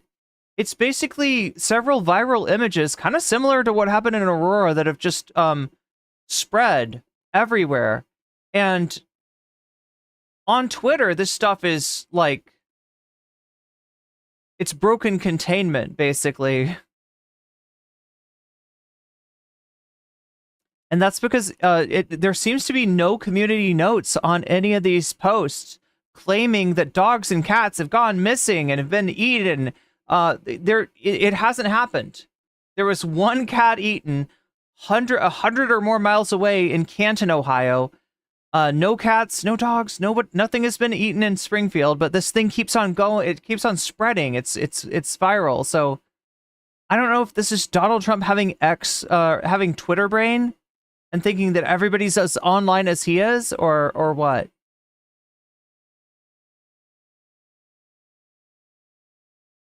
Okay, there we go. So there's an example of the memes that you're seeing on Twitter right now.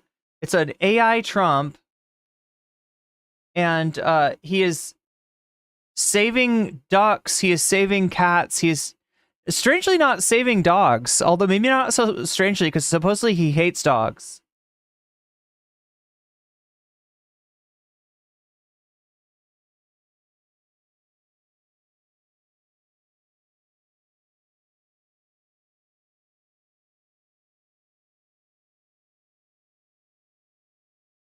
Here, let me show you. Yeah, there we go. There's an example. If Haitian cannibals eating park ducks and people's pet cats is what you destroys the Harris campaign, I'm okay with it. So they're at the same time saying that they're okay with like pets being eaten, which again is not happening, and that Haitians are cannibals. That's pretty racist. Also, yeah, this is AI to fuck, right? This duck has 3 legs. This duck has 3 legs.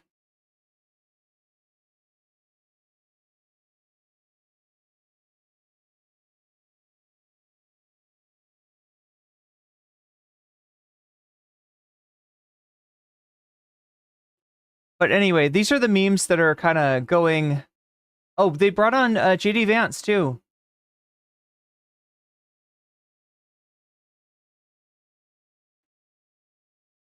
Welcome, Raiders. Welcome, Streamer. How are you doing, Streamlord?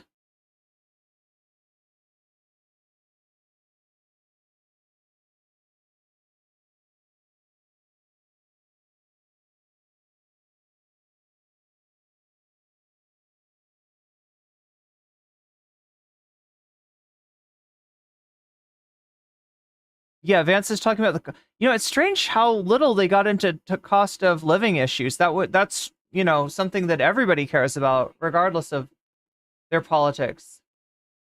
Right, so Trump definitely was talking about immigration a lot. And yeah, even in a messy way, even in a way where he's getting into, you know, the whole dogs and cats being eaten thing, which I don't know if it's actually that widespread of a belief. I know that this is, you know, probably all over Twitter and all over Facebook, and in a lot of ways thanks to Elon Musk. It's like this is brought to you by Elon Musk. Like in other words, the accounts that are tweeting this kind of stuff are getting retweeted, or getting promoted, or getting are getting boosted by Elon Musk, right? So and there's very few community notes. Now, it's technically the community notes are supposed to have nothing to do with Elon, but I'm not sure if that's how it actually works.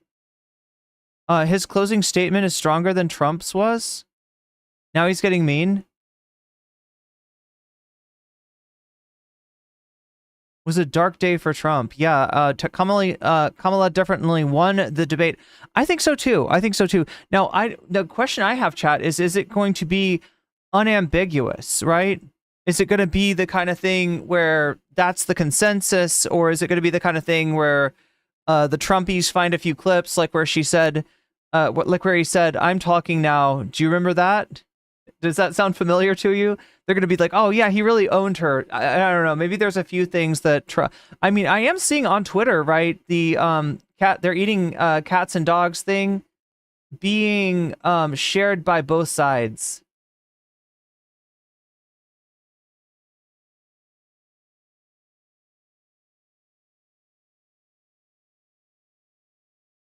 So honestly, with something like this, look, I mean, the better tactic than trying to, I mean, it does need to get community noted. That needs to happen if there's any way to get some community notes on this shit. But when it's memes like this, I think the better way to take care of it is to meme back. That's what I did with my JD Vance tweet, saying that, like, I can't believe the Republicans are all bent out of shape about these, stories about, Haitians eating pets. When in Hillbilly Elegy by JD Vance, he barbecues and eats his neighbor's kids. And there's a whole chapter dedicated to him barbecuing and eating his neighbor's kids. Like, I feel like you just got to kind of throw the memes back to but there's a lot of memes tonight. And so here's Trump getting fact checked on the Springfield immigrants eating pets hoax, and just desperately responded, they said it on TV. Oh, I didn't catch that. He says they said it on TV.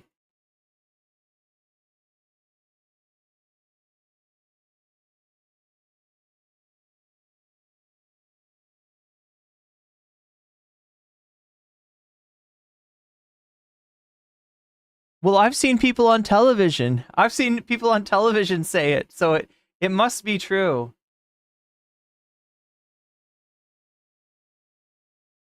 Oh my god, what are they trying to do? Wait, where is...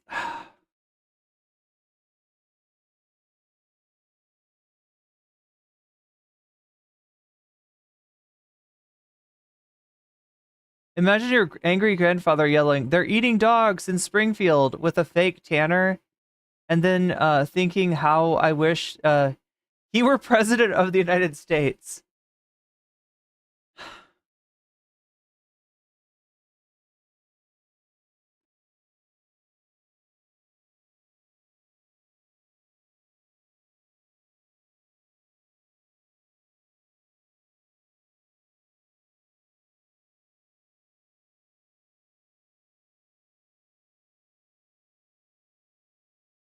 I did see some Republicans retweeting this and being like, oh my god, I can't believe Kamala's laughing at this. This is terrible.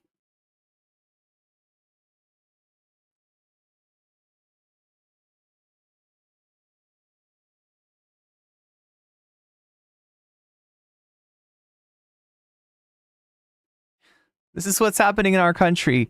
They're eating the pets of the people that live there.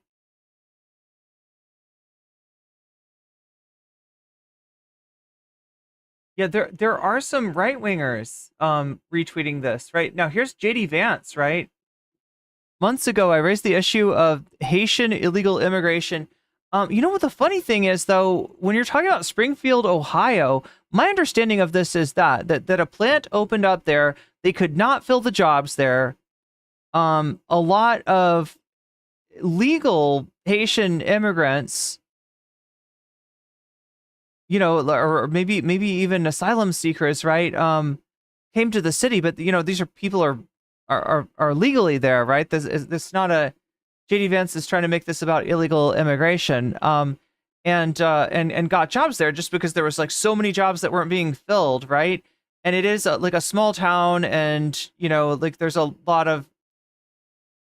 there's like a PBS kind of interviewed a few people in there to find out like what was going on. And yeah, I mean, it is a big like number of people immigrating into there, and it has caused things to happen, like the prices of apartments go up and stuff like that. And but yeah, I mean, like because of the bus thing, and just like the kind of ease at which there is to stoke racist tensions when you've got somebody like Trump making these arguments, you got Elon Musk retweeting this stuff, right? There's a lot of resentment in Springfield, and to the point where Nazis have started to come into town to try to make the most of the racist resentment that's there. draining social services and getting and generally causing chaos all over Springfield, Ohio. Reports show that people have had their pets abducted and eaten by people who shouldn't be in this country. That is not true. That is a straight up lie. The cops in Springfield have confirmed that no pets were no animals were harmed. It didn't happen. Trump, this is unusual Wales. Trump, migrants are eating the cats. They're eating the dogs. ABC. I just want to clarify. Springfield manager has said there are no credible reports for specific reports of pets being harmed by the immigrant community. And Trump says, well, I've seen people on television.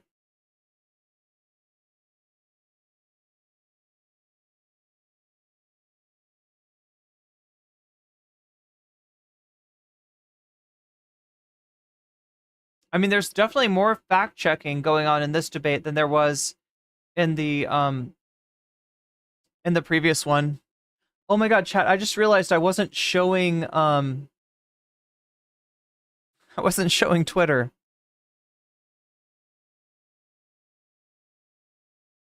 Vance is smartly talking about cost of living issues, but the sooner he shuts up, the better for him. Yeah, he's gonna fuck a couch if he's not careful. My Foxfield extended family are up on the pet eating lore. They're not on Twitter, though. Probably getting it from Facebook. Yeah, Facebook is probably spreading it. Flipped over from Twitch, so I had the debate on YouTube and NCC on Twitch. It didn't look like a clear win, but I give it to Kamala on points. I would say so. Yeah, I would say so. Look, I mean, as far as a clear win, it's going to be very difficult to get one. The only clear win we've seen recently was Joe Biden just absolutely defaulting the debate in spring, right? That was a clear win. But you're not, as long as there's clips for both sides to hang their hat on, you're not going to get a clean win. But that was pretty good. He was rattled. He was mad. There was only a few moments that I think might have looked good for him, at least for his people. Like I said, when he tells her, I'm talking now. Does that sound familiar? Right? I don't know. Like, I mean, that could read as a dunk.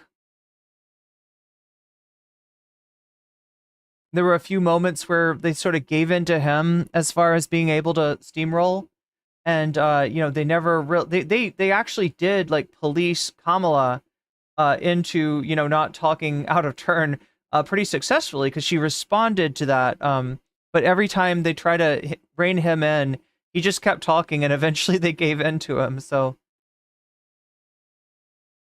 like I was saying earlier, it does feel like they did ask more questions that are going to be hard for him to deal with. Now, I think that reflects the truth. And we're going to go over this with actually Anna Kasparian. We're going to be talking about Anna Kasparian tomorrow.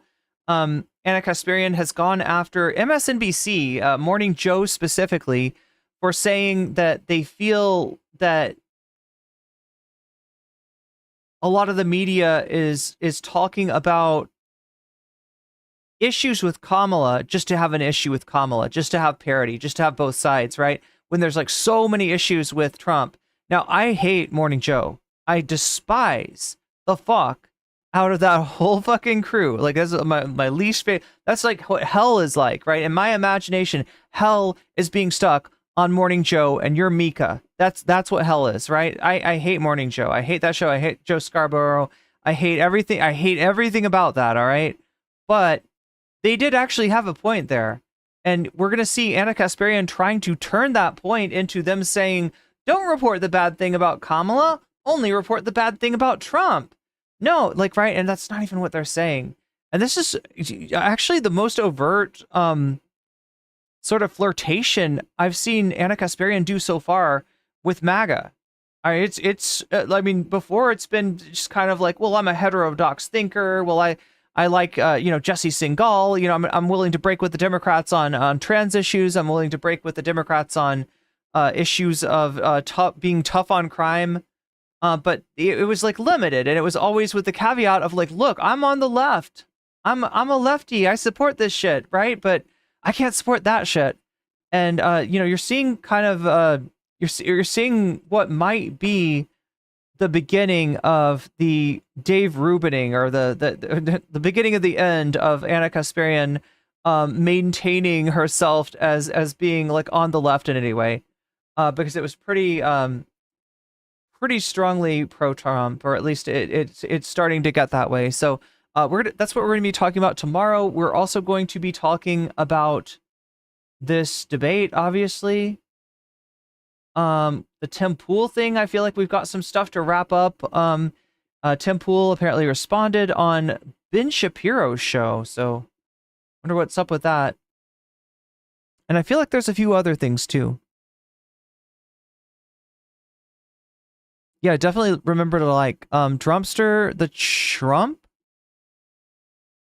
Television is the closest thing to a religion deity that Trump has, kind of. Oh God, yeah, he grew up on. Yeah, he's of that generation that like everything is television. Well, no, actually, you know, everything is television or everything is the news, right? So it's either print news or it's television news. But I think you're right. For Trump, it's definitely TV news, and he's, you know, that boomer mindset is used to three very similar streams of consciousness, right? In terms of the major networks. I didn't see immigration issues as strong right now. Trump 2024, hey, Mexicans, get off the southern border, does not feel like a winner. It has lost some steam. It definitely has lost some steam. SM says, I'm eating cotton candy. It's my coping mechanism. Well, hopefully you're not having to cope too hard tonight. Let's look over here in Twitch. Yeah, he's getting mean. Closing statement was, okay, the JD Vance thing.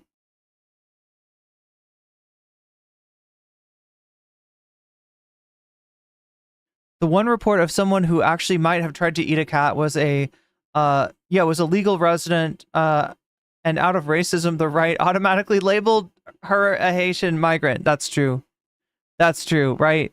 Yeah, there was a person with, you know, some probably pretty acute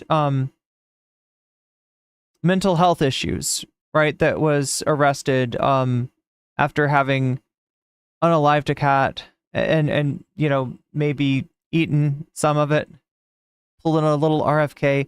Was an animal eating a justification for the Chinese Exclusion Act?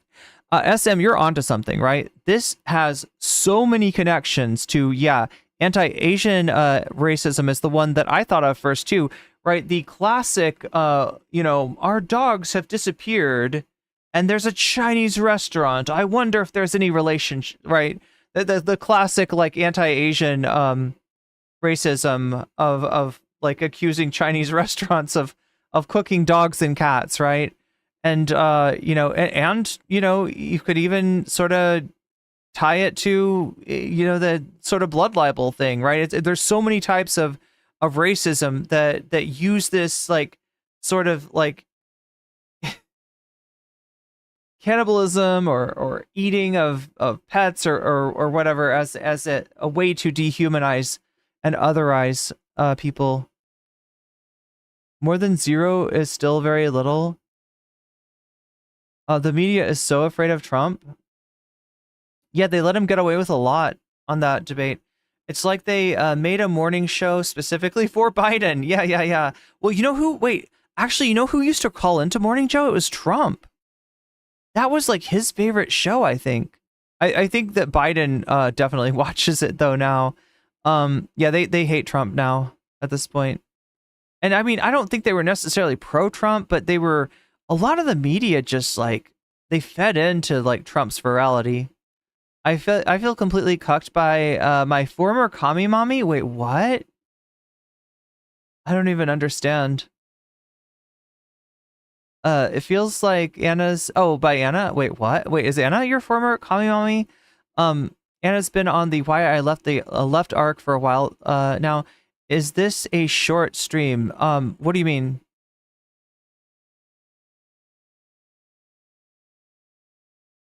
No, this is me getting on at the very last minute to make sure that I cover a very important issue, and being too scared to actually. Now, I'm guessing that some people react to it? I'm guessing some people straight up reacted to it and probably got away with it, but I'm just like, it's like the stakes are too high, right? It's most of the time, I think, you know, you get away with it, but if you don't, there could be some really bad. Can you imagine me going away for a week, chat, because my channel had a strike? That's what happens if you get a strike. That's what happens if you get a strike.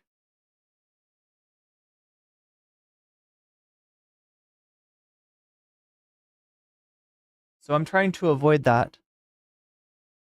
Oh, it's a short stream, is it not 6 hours long? Probably. We'll have a longer stream tomorrow. I wish Kamala answered more questions that were asked. Really? You thought Kamala was the one that was dodging? She lost it with Jink the other day. Yes. She got mad. She was like mad about Hassan. Yeah, exactly. You know what I'm talking about, Black Wolf. Another one talking about ducks. Wait, did Anna and Jink go over the eating ducks and eating cats thing?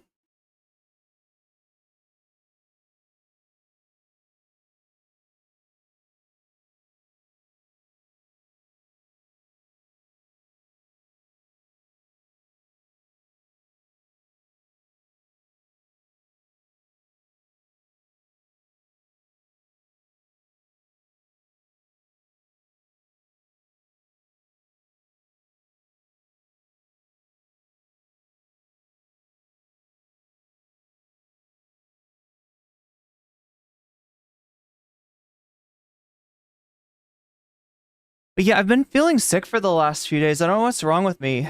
I feel a little bit better now, and I didn't want to let the debate go without covering it. So I may try to make a video of this. Oh,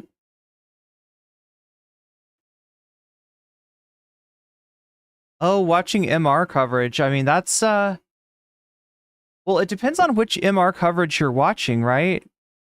So my understanding was that if you watch the main show, the main channel of MR, you would see some kind of a like a Sam on a, you know, phone kind of deal, right?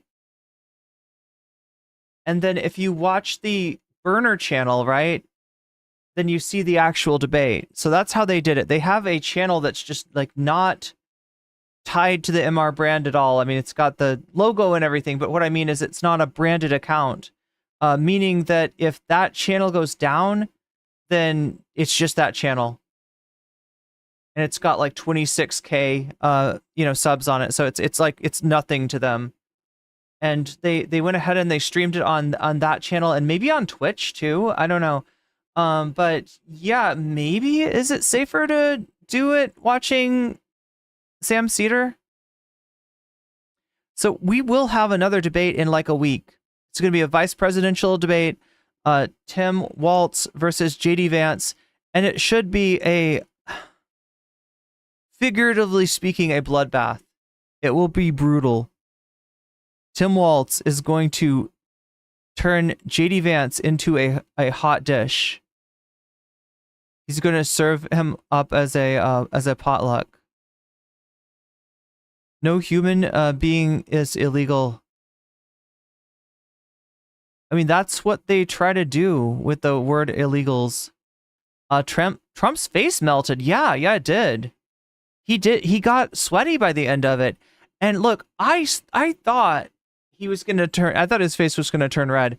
I'm guessing maybe they've got makeup on him so that even if his face did turn red, you wouldn't see it. Yeah, that's going to be fun. I'm looking forward to that. We'll try to figure out a better way to watch it at that point. Try to figure out what works.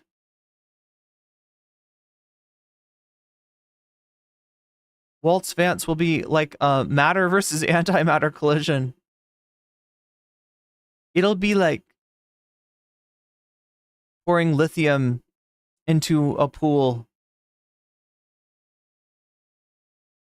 Oh, Matt, but like charisma, it'll be Riz versus anti-Riz. Yeah, you're right, Several Wolves. Learned something.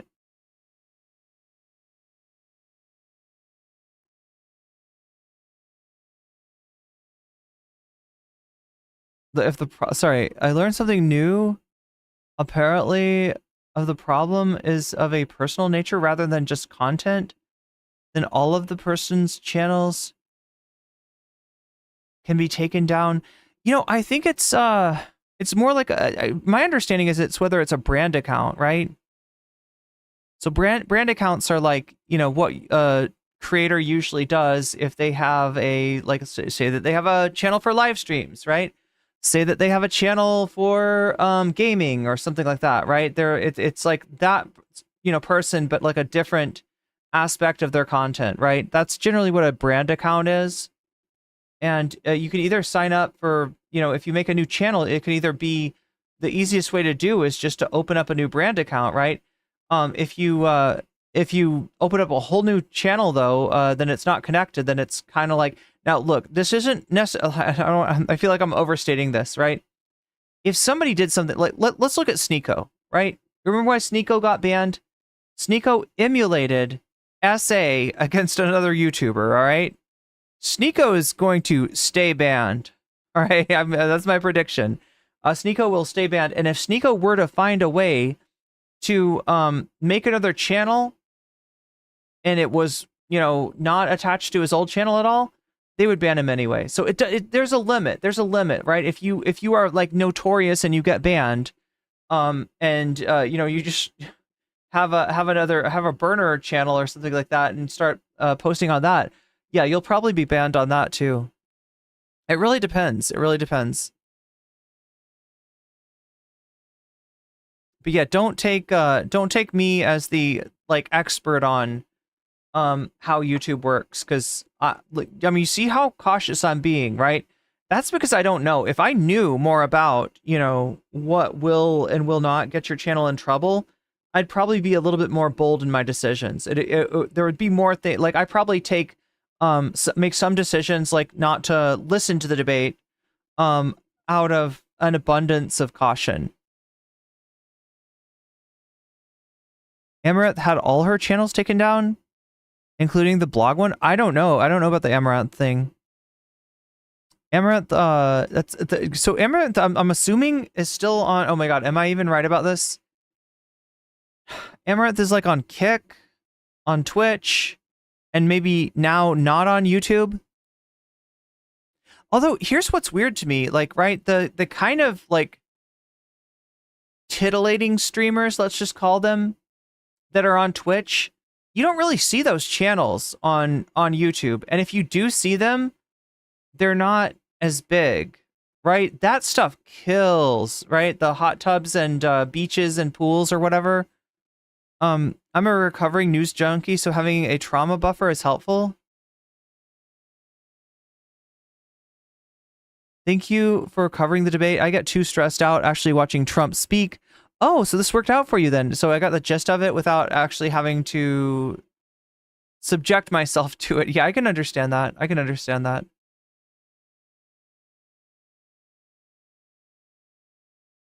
Not sure about her Twitch. Her YouTube's got taken down.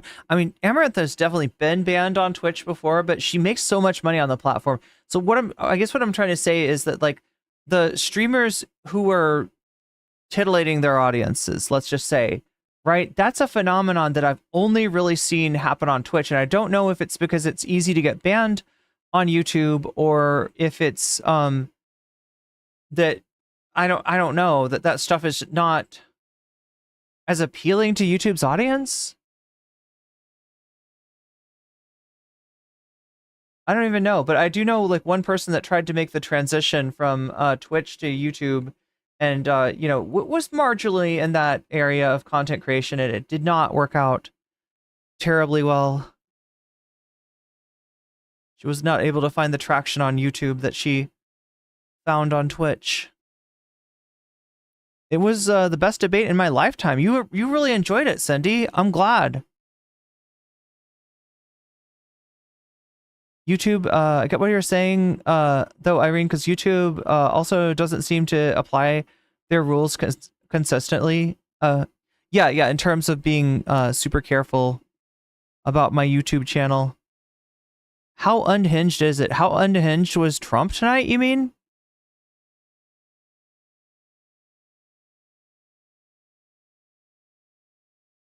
Like, I mean, there was a lot about that debate that I enjoyed. I think that she did a good job. She got him angry. She got under his skin. She got him off his plan. There are a few, moments that are probably going to be clips for him. Like, he's probably, like, his fans are probably going to make a big deal about the clip where he's like, I'm talking now. Does that sound familiar to you? And they actually did it. They started to unmute her, right? So the rules, here were the rules, right? They were like, all right, here's the deal. One of you is going to be talking. The other one's going to be muted. If you're talking, you're muted. If you're talking, you're muted. But then if somebody starts to talk while they're muted, and it's interesting, we will, oh yes, look at that. She called him weak.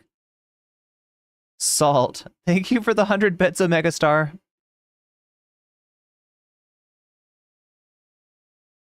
It didn't matter because Amazon bought Twitch. Huge kerfuffle a while back when I was trying to evaluate the market cap of Twitch. I just found it impossible because the pool of mad streamers.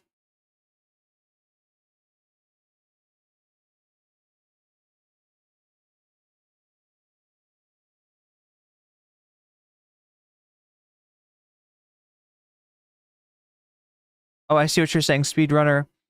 The investment is Amazon now. You can't invest in Twitch per se. But yeah, if you watch the if you're just joining us, right, and you want to watch my coverage of the debate, the best way to do it is I think I say something about them shaking hands. So try to line up me saying shake hands or that they shook hands with the video of them shaking hands. And if you can find the ABC version of it or a version of it that's got the ads like intact, right? That pauses on the ads, because otherwise it'll be a little weird, right? I obviously just talk to the chat while the ads were going on. So if you try to line it up with just a cut of the debate itself that cuts out the commercial breaks, then you might be a little confused. But I will try to see if I can get out a version that has got the remember reading an article about her doing cleavage streams with Twitch? Oh, who Amaranth? I think didn't she also get a deal on Kick? Always assumed Twitch was just for women to stream content, gamers, when they're bored of watching women.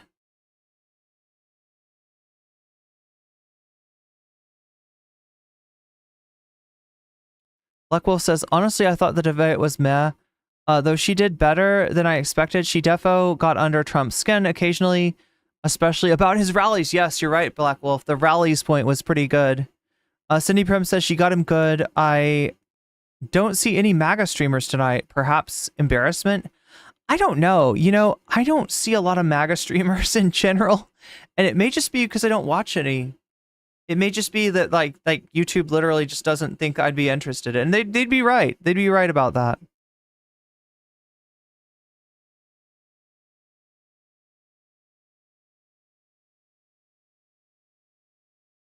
They need to watch Nick Fuentes to get their marching orders. Well, isn't Nick Fuentes kind of mad with Trump, right? Like, I think he's trying to get something out of Trump. Like, there's a lot of MAGA that don't like Trump backing down on the abortion stuff. It's actually kind of hurting him. Yeah, and that's something that she could have done more about, right? That, like, he hurt her when it came to student loans, right? When she brought up wanting to pass like a national Roe v. Wade by legislation, he's like, she's not going to get it. She's not going to get anything because everything's 50-50 and she can't get anything passed. She's not, just like they didn't get student loans, right? And he goes into like how people were what did he say? Teased or something, or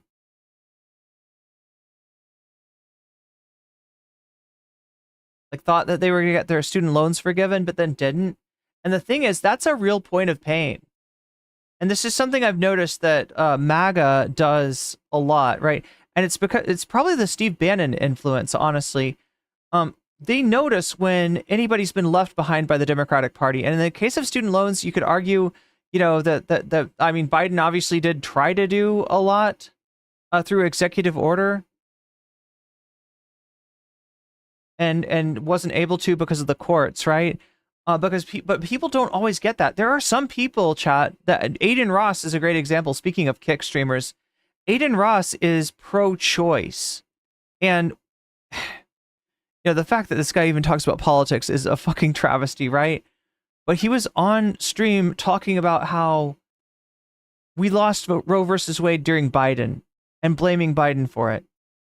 Like legit was like, yeah, I'm voting for Trump because Biden, Biden allowed, I don't know, somehow he blames it on Biden. It happened during Biden's term, so it's like it's Biden's fault. And sadly, there's a lot of people that are like low information Andys and Andreas. Oh my god, Speedrunner, thank you for the $4.99 super chat. Speedrunner says, I like how Kamala stared Trump down, yet he couldn't even look at her. True. Are we still having that issue? Well, I can't tell. I haven't gotten a lot of super chats. Again, chat, I did just kind of come on at the last minute, so I'm glad that people found me. But like, we do have a problem right now. Yeah, Speedrunner, it did make a sound when you did your super chat, but for some reason, when people gift memberships, it's sometimes silent, and I don't even understand. Kripkrell says, they're eating dogs. Recipe, anyone, right? It made me hungry. Look, RFK, who's got the recipe? RFK has the recipe. RFK will give you the recipe. RFK knows a good recipe, right? That's for sure.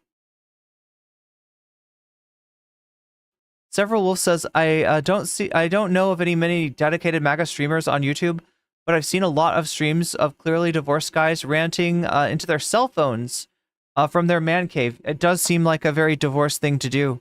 Barbecue Whalehead. Oh my god, that whale. That whale. What a story. Several Wolves, thank you for the $4.99 super chat. Several Wolves says, thanks for covering this. You're welcome. You're welcome. No, I just like, I don't know. Like, I'm trying to do 6 days a week. What does Hassan do? Hassan does like 7, right? I kind of understand why.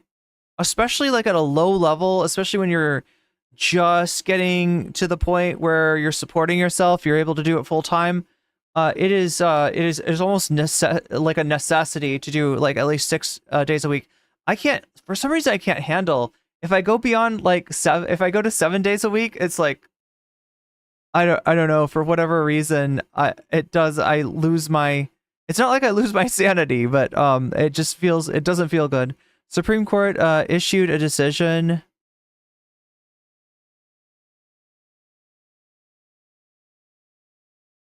with our one-time student debt relief, blocking us from moving forward with our one-time student debt relief plan.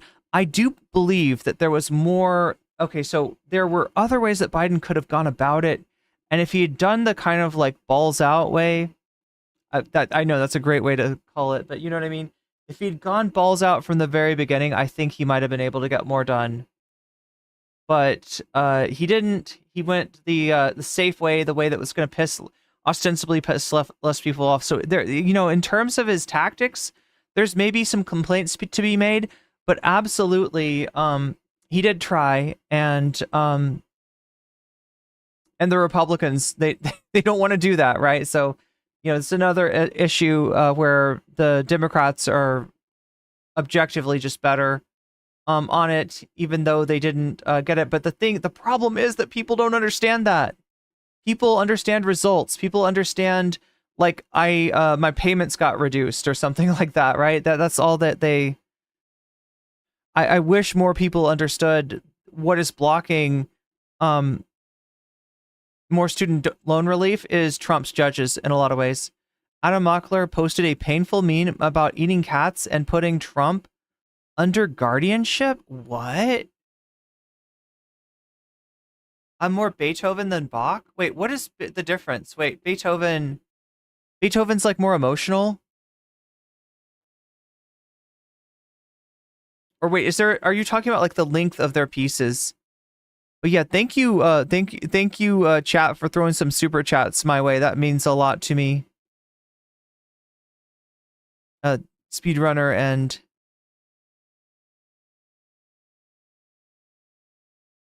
several wolves. Oh my gosh, I almost didn't like yours yet. I was like,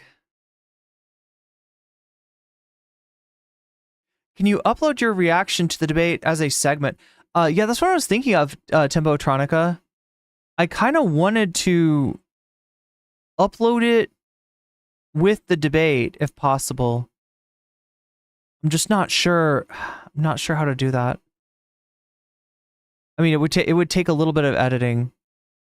And I did want to just, kind of like give you all a rundown of, how it went, what I'm expecting to see, what to sort of look for. Yeah, I do think that this is going to go down as a W for her, right? For most people. For the center of the country is going to see this as a W for Kamala. Although the right wing will be able to make an argument against that.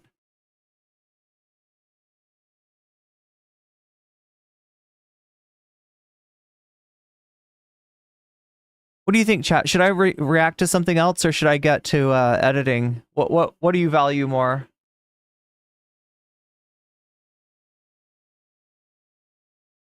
Here's what we're doing. We're watching more Suntent. Oh my god. Here we go, chat. We're doing a drama stream. We got the Suntent. No, I'm just kidding. I'm not gonna subject you to late night Suntent.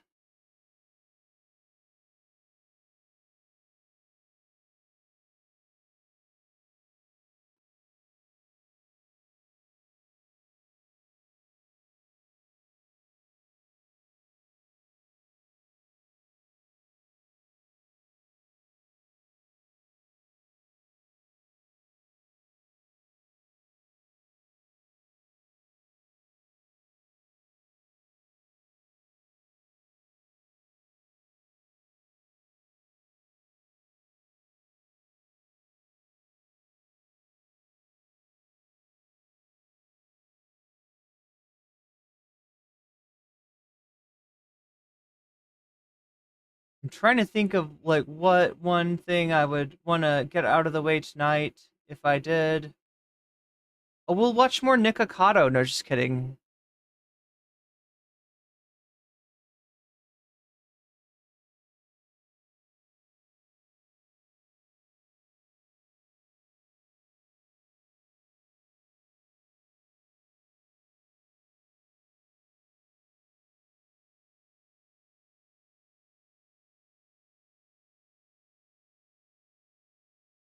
Looks like episode Igus came out, or at least some people have an advanced copy of it.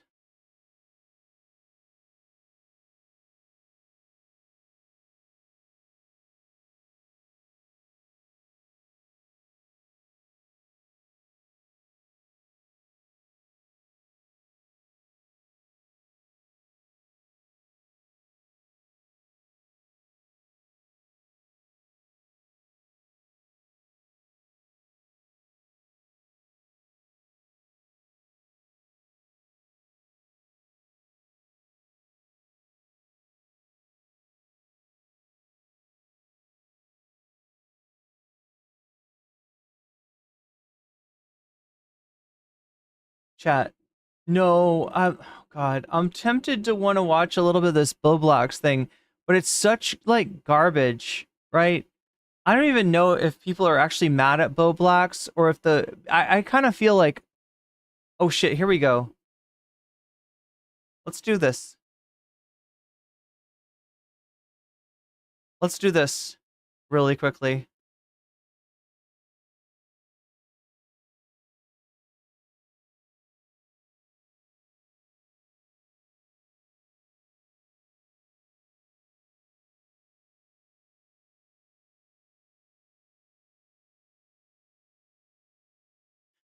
Double chunk chocolate cookie. Is that a boom or is that a doom for you?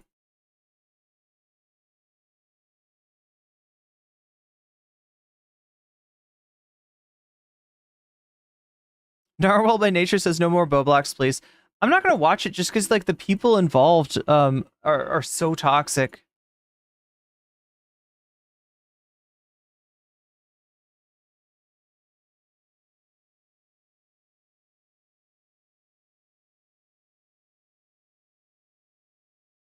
Oh shit, you're right. Yeah, you're right. We bring the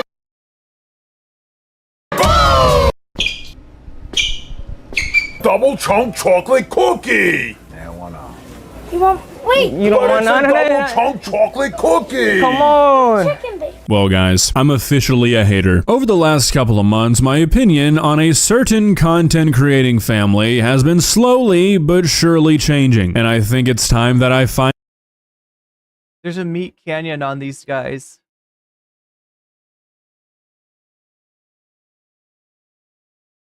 We're Costco guys!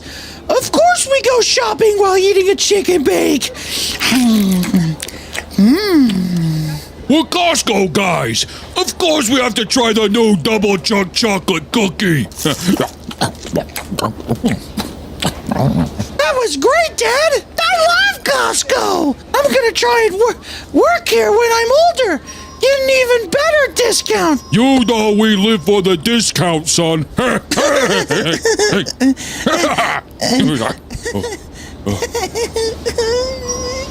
I gotta show you something new Costco has. It's way in the back. Sure! What Oh no, what the fuck is this gonna be? is it? You'll find out, son. Oh, wow! I've never been back here before! Oh no!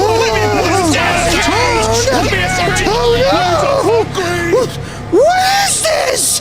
All right, so you're giving away one child. Yeah, one kid. Okay, that upgrades your membership card for another 10% on cash rebates. There you go.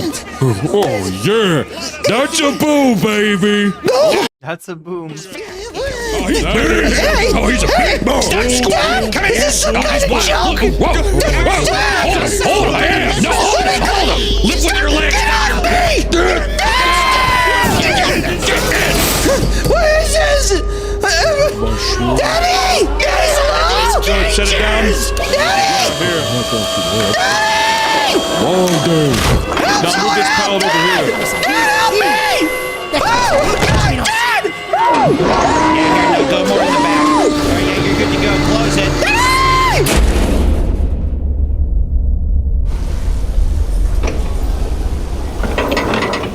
Veo a algunos hombres. Creo que nos están apuntando. Quizás nosotros somos los siguientes. No dejaré que te lleven, te lo prometo. I don't speak Spanish. I don't know what you're saying. Everything will be okay. ¡Aléjate! ¡Aléjate! ¡No te acerques! ¡No! ¡Suéltame! ¡No! ¡Oh, God! No! Wait, don't close it! Don't close it! Move that storage container over here! No, put it up! No, to the left! To the left! Damn it, Mikey, Hey! Help me! Help! Help! Hey! No!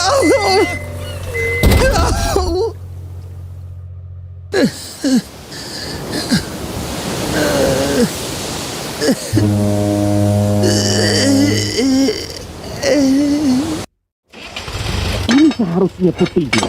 Menurutku ini dia. Wah Tuhan, lihatlah dia. Babi kecil ini terlihat seperti sudah mati. Dia akan baik-baik saja. Kita akan melatihnya dengan baik.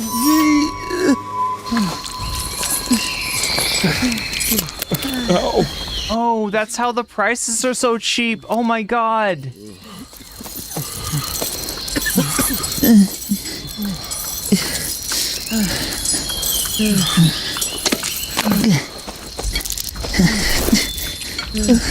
Jangan malas-malasan. Balik kerja, dasar malas. Sini kacangnya. Let me call my wife, please. I have to use the restroom. Sekarang cepat. Kita harus penuhi kuota. Hei Ahmad, kamu harus kesini. Ini sangat lucu. Lihat seberapa besar kue ini. Oh, kuenya besar banget ya. This double chunk chocolate cookie is a boom! Isn't that right? Lihat, dimakan tuh sama dia. Ya ampun. Wait, I don't get. Did he get a new kid? Ada apa dengan yang kecil Lucu itu? banget ini Kenapa orang. dia terlihat seperti itu? Oh no, it's the Rizzler. That's the Rizzler. He replaced him with the Rizzler, chat. He replaced his son with the Rizzler. Finally break my silence. That's what he was doing. That's the whole thing. It wasn't even about like the discount. It was because he wanted to be the Rizzler's dad. You've read the title. You know who we're talking That's really going on in Congo? It's the Costco guys. Now, if you have somehow managed to go these last few months without seeing or hearing anything about these two, then welcome to the internet. Glad to be the first video you've ever watched, because that's the only way that I can imagine a person not hearing about the Costco guys, aka AJ and Big Justice. These two started really blowing up earlier this year thanks to the TikToks they made about how much they love going to Costco, and since then it's been impossible to be on the internet for a day without hearing something about them. Now, like I said earlier, my opinion on these two has changed because when they first started going viral, like many others, I think, my thoughts on these videos were that they were completely harmless. Rizzler. Just a father and son having some fun and bonding through TikTok. Which, I mean, how are you gonna hate on that, right? Well, not right. It seems like the OG haters of this might have been onto something, had some information we didn't, because over these last couple of months, it's gotten pretty bad, guys. Now, this video is not directed whatsoever towards the kids involved in this content because they are children. This is really just about the dad, AJ. It seems like he's starting to go down like the baby Gronk route, and it's not a good look. So we're going to be going through sort of a rough timeline of this content, and you're going to see a progression that is not leading to anywhere good. Also, what is up? AJ's a bit seems to be onto the JD Vance eyeliner. So thing. let's not waste any more time. Let's begin. Please subscribe. We're Costco guys. Of course we go shopping while eating a chicken bake. We're Costco. Oh my god. Of course we Okay, can somebody explain to me the chicken bake? have to try the new double chunk chocolate cookie. We're Costco guys. Of course we have to Also, are they getting paid for assuming that these are real products at Costco? It feels like they are advertising. try out the furniture. We're Costco guys. Of course we work out with the tires. Okay, so from my understanding, this is the video that sort of shot them into virality. We're not going to watch the entire thing because what you've seen already is enough to kind of figure out what the video is about. They're Costco guys, if you didn't hear. This is the first video that I saw of AJ and Big Justice, and I mean, like, it's really not that bad. It's a father and son having fun. It's nothing super insane over the top. It's just them fucking around in Costco. There's no ulterior... It's just weird how focused on Costco it is. Your motive here, obviously, right? Well, Like, right, I get that, like, you know, you're trying to find a niche and a thing, but it's like, I don't know, your thing is like advertising chicken bakes and double chunk chocolate chip cookies. This is free advertisement. They were not paid. I don't know. A lot of videos have surfaced of this guy trying to do this for like the last decade. The dad seems like he's really been trying to break into the whole family channel style of content, which you guys know how I feel about that stuff. Children should not be forced onto social media the second they're born. People who do that, in my opinion, are fucking insane. However, I'm willing to give past AJ the benefit of the doubt because from what I've seen, nothing really seems too offensive. It's just little day-to-day vlogs of them going to the grocery store or playing in the backyard. Stuff like that. Nothing too exploitative like we see a lot of times with family channels, but that's gonna change. Now, for a while, things were continuing normally. They were just doing their Costco content. Sure, they introduced a couple of bits here and there, but it had not gotten out of hand yet. That happened, in my opinion, after this video right here made it to the internet, after we added a new character to the AJ and Big Justice universe, the Rizzler. Can you imagine saying that last sentence into a microphone being your job? Yeah, it's a wacky The Rizzler. existence for me, guys. Now, the reason I blame this video, however, is because I believe that the Rizzler corrupted AJ and Big Justice. Now, look, I know I said I You're gonna blame the Rizzler for this? wasn't gonna mention the kids, but this is an exception because it's not really Yeah, that's what I was saying. You're not gonna. I thought you were gonna mention the kids. the children. To me, this is when AJ was fully exposed TikTok companies can purchase existing reactions for to advertisements. what exploiting his kid could get him. If you don't know who the Rizzler is, he's just a kid who makes this face and is essentially just a visual gag for whatever video he gets put in. And by doing this, he is probably making more money than his father, who is putting him in all these videos. And I honestly think that AJ saw this and was like, okay, I've got a son, we've got a pretty big social media following, how can I make him into a Rizzler? Because after this video got uploaded, their content proceeds to get far more gimmicky and far more exploitative. And if we jump from the video that we were looking at earlier, where they're just walking around Costco talking about random shit, to their most recent uploads, you can see the downfall quite easily, because their most recent collaboration was with the TikToker Jay Kinda Funny. Now, if you don't know who Jay Kinda Funny is, he's a TikToker whose, quote, content is just him going out and harassing people Is this sad, the digital footprint this kid must in have? public every single day. I talked about this guy a couple of years ago, and I'm not really surprised to see that he's still at it. It's the lamest kind of content on the internet right now, and AJ and Big Justice thought that it'd be a good idea to get in on the action. Excuse me? Hey. He's very hungry. He's wondering if he should eat the... Chicken bake? Or the double chunk chocolate cookie. Do you want to try Which one do you want? I'll try the cookie. Alright, there you go. It's a double chunk chocolate cookie. Yeah, there you go. It's all yours. Take a bite, take a bite, take a bite, take a bite. This is like the least offensive thing Jay has ever uploaded, and it's still just so fucking annoying. Hey bud, I know you're just trying to shop at Walmart, but we're gonna film you and make you eat So wait, why are they at Walmart with Costco food? a cookie so we can make money, okay? I mean, they're not even in a Costco. They're walking around to random strangers trying to offer them unmarked food. It's good. It's good. You know what that gets? That gets a big Boom! See, this is just Oh my god. Oh my god. Look, chat, I sometimes worry if, like, bits like, you've just been weaseled, and that's a good thing, are gonna get old, right? You know, I don't want to, like, I don't want to be, like, you know, 5 years from now, still, like, you know, hitting the... Oh shit, oh shit, oh shit! Or, like... Fucking pronouns! Right, or... Weasel! But yeah, like, I mean, this is what happens when you make, like, bits and, like, overuse them. It turns into this shit. a big jump, and I'm not trying to be a boomer or anything, but this is no longer just filming you and your son eating some shit at Costco. This is walking Just Julie with the 5-stream Twitch streak. around, including random people in your content, filming them likely without their permission, and then just being a public nuisance. Yeah, let's go scream in a Walmart for content. That sounds like a good idea. Basically, excuse me? Yes. He's wondering what to eat. Right. He doesn't know if he should eat the... Chicken bake? Or the double chunk chocolate cookie. You don't want none? It's a double chunk chocolate cookie. Chicken bake? Like, why did he walk away? You literally told this person that you needed help finding something, and then you walk them towards these...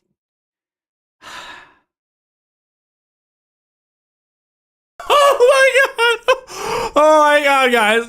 This is how Idiocracy was You born? get it? They're fucking with a guy making minimum wage at Walmart so they can make thousands of dollars on social media. Oh my fucking god, guys, that's hilarious! I mean, like, is that the expected reaction? Yeah, we dragged this guy away from trying to do his job, filmed him without saying anything, and then made fun of him when he didn't accept the random food we were trying to give him. Is that supposed to be funny? Like, I just don't get it. There are 2 adults involved in the making of this video. One of them appears to be around the age of 50, and they still thought this was a good idea. That's terrifying. Excuse me? He's wondering what to eat. The...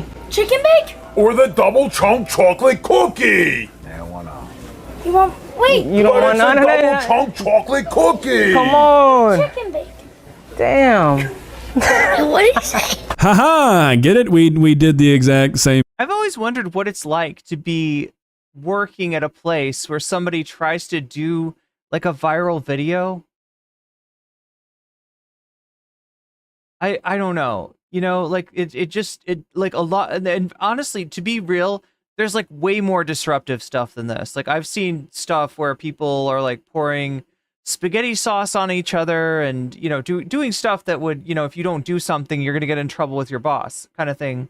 thing we've already done, because if you scroll through our TikTok page, you'll learn pretty quickly that we're not super creative. Our content consists of either one of two videos. AJ here is the embodiment of if it's Why are they handing unwrapped food to strangers, right? not broke, don't fix it. They literally just make the same video over and over. Several Wolf says, grateful to have gotten out of retail jobs before social media became a thing.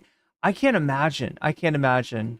And over and over and over again. And I guess that even applies. Like, do you remember the guy, Fulcrum or whatever his name was? Like the, oh my God, I can't remember what this dude's name was, but he like had a whole thing where he would bring in usually like vapes to stores, and he would just take huge vape hits.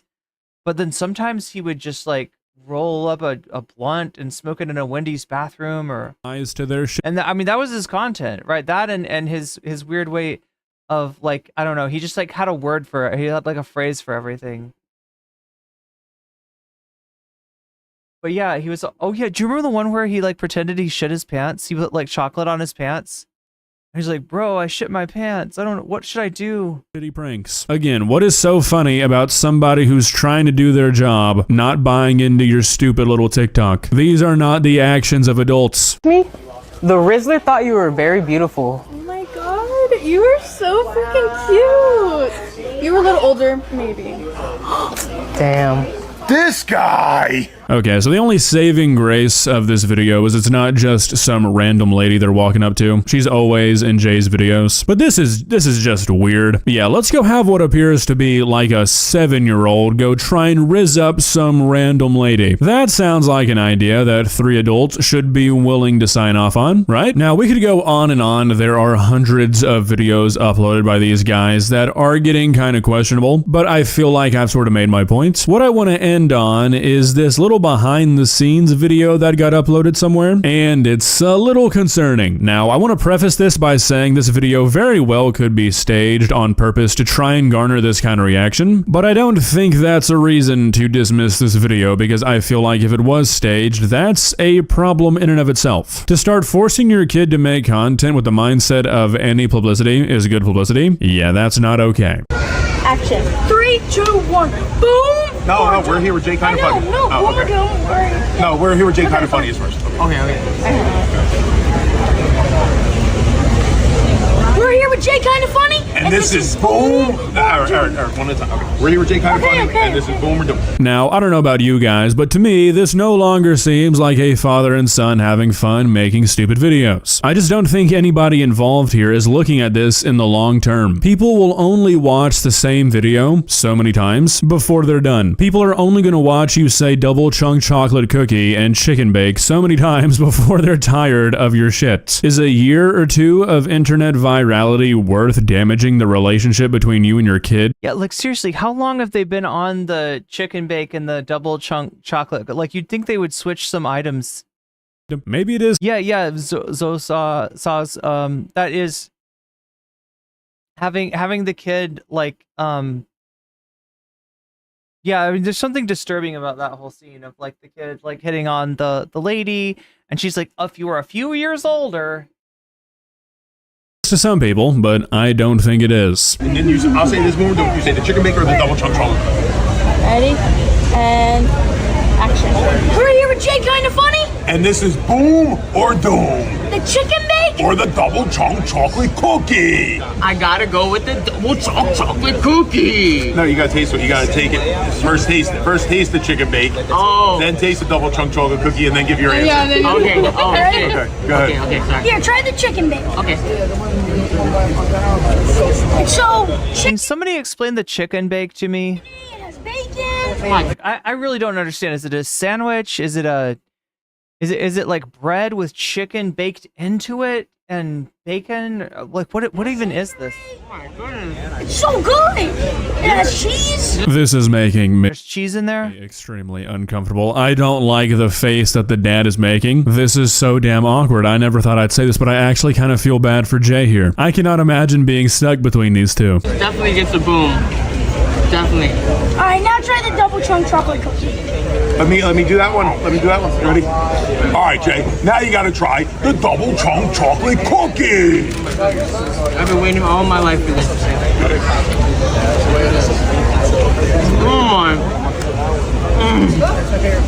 That definitely gets some boom. It's not looking good for me, guys.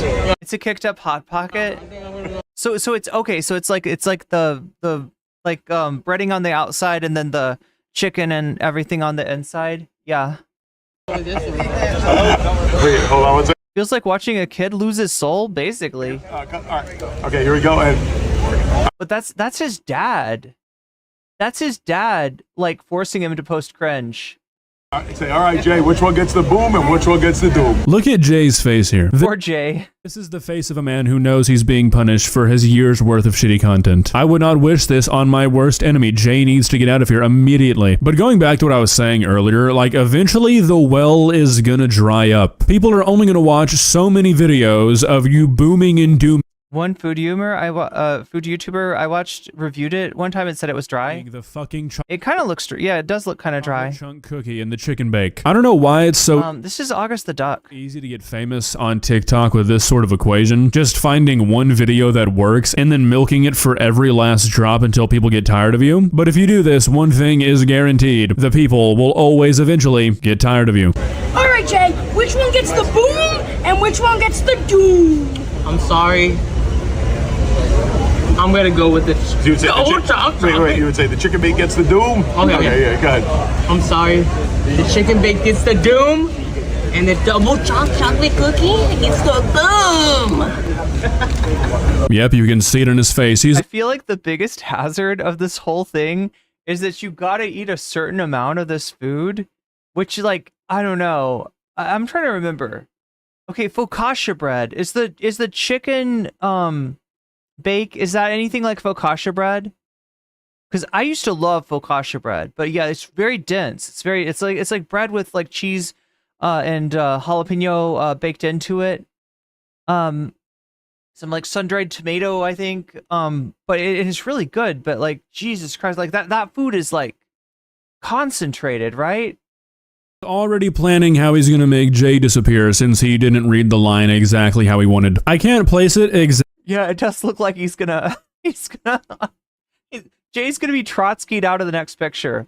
He's gonna be erased. Exactly, maybe it's sort of the uncanny acting, but there's just something off about this. This does not seem like a production I would want to be a part of. I would say there's still time to turn this around, but honestly, I don't think there is. This guy already has videos where he's having his son call out Baby Gronk. They've already devolved to You're calling out Baby Gronk. Content that is nothing. Oh my god, you're clout chasing Baby Gronk? More than fucking with people in public. When you garner the kind of audience that like well, they've got the Rizzler, so I mean, I guess that makes sense. That kind of stuff. Like, you know, it's like Pokemon. You got locked into a serious like a collaboration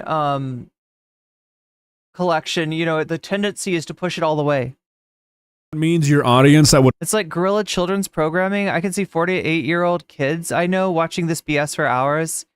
Is that who it's appealing to? Content is gone. So it's just a snowball effect of constantly having to appease to people who like the worst kind of content on the internet. I'm sorry to say it, but I think but that, I mean, you're right. That it probably is like like little kids. AJ and Big Justice. Like not even 14-year-olds, like younger than that. The dad seems like he always needed attention. Yeah, this is the dad's chance to be cool, I guess. Are doomed. Well, guys, what do you think? Am I being too harsh? Do you think this should still be looked at as nothing more than a father and son just having fun? Or do you agree with me that we're getting dangerous? Space-Time Traveler says, people like that make me appreciate hardworking content creators.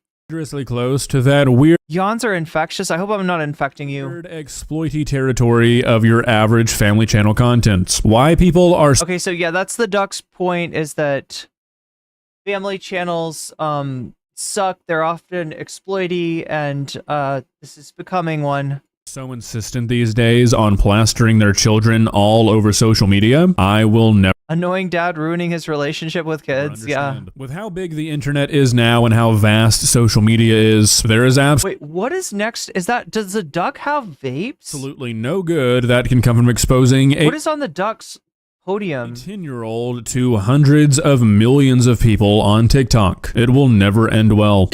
You see, what is this shit? What is on the podium?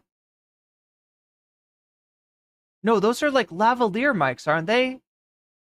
Those are little like mic setups or something. If you enjoyed this video, please leave. Oh my god, chat. It does sound like the worst Nickelodeon pilot ever. Yeah, this stuff is bad. I'm sorry for yawning, chat. I better get to sleep.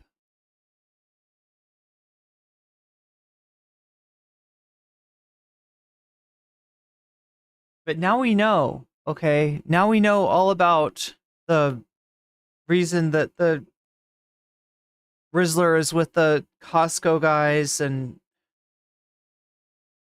apparently a lot of family channels are geared towards kids. Like, children want to see kids go on funny adventures with their parents. I don't know. He's mic'd up, but like there's many mics, right? Like, how many mics? Anybody want to tell me how many mics that is? Anyone?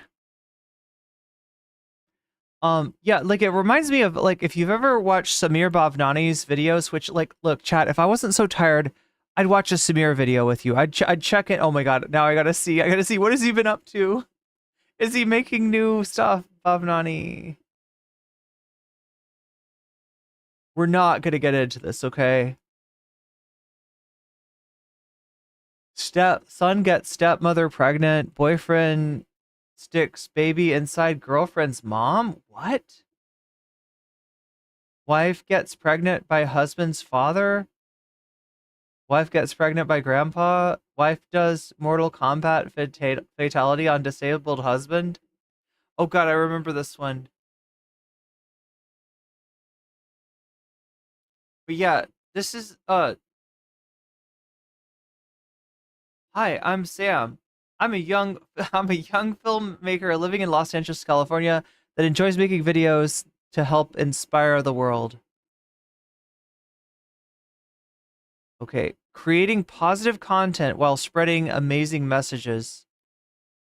Family friendly. Now that's the wildest thing, right? Family friendly. Does this shit look family friendly to you? Let's see how family friendly this is, right? Boy steals from billionaire. Wife gets pregnant by grandpa. Boyfriend sticks baby inside girlfriend's mom. A musical. Son gets stepmother pregnant. Racist policeman arrests teen mom. Daughter breaks brother's legs. Husband gets teacher pregnant. Mom gets pregnant by son's best friend. Employee copies Deadpool, gets fired. Teacher abducts student. Dying wife leaves fortune to maid. Daughter catches stepmom cheating, part 1. Daughter catches stepmom. It's like a racist cop. Racist cop arrests black corpse. What? Oh no. Yeah, he's still making videos, chat. He's still making videos.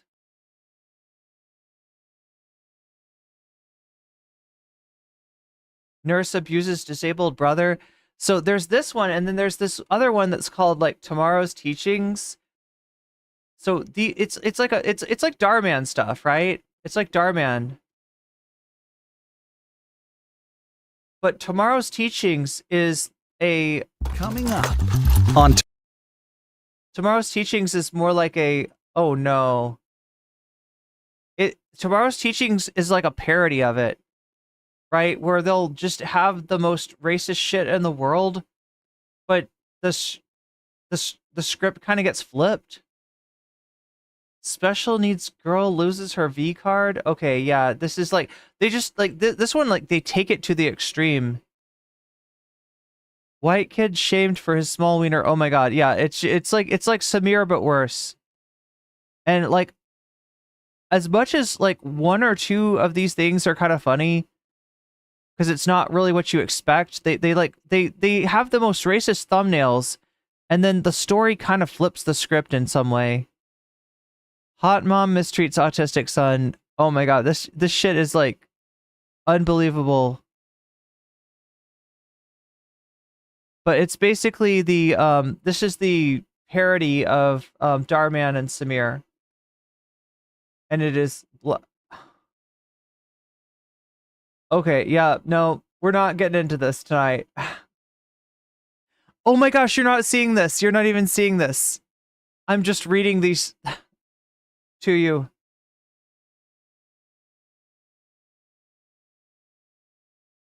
Michael Jackson marries Paris Hilton from the grave. I mean, it sounds like it would be a thing.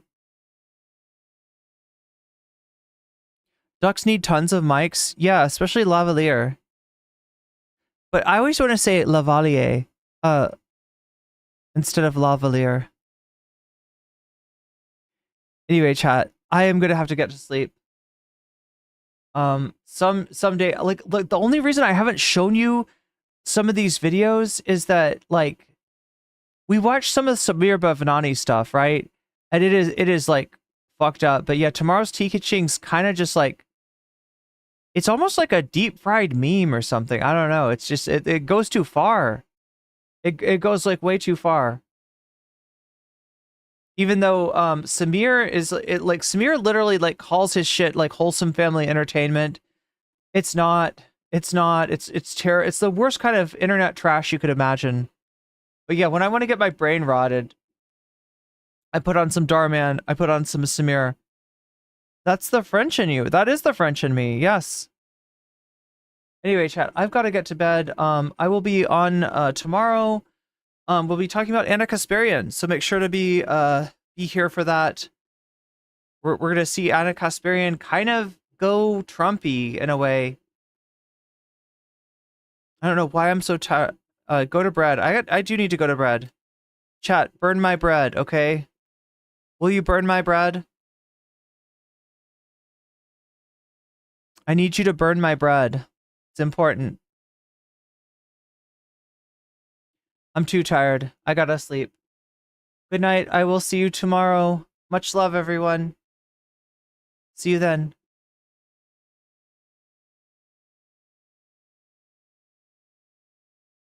And see you, shorts chat.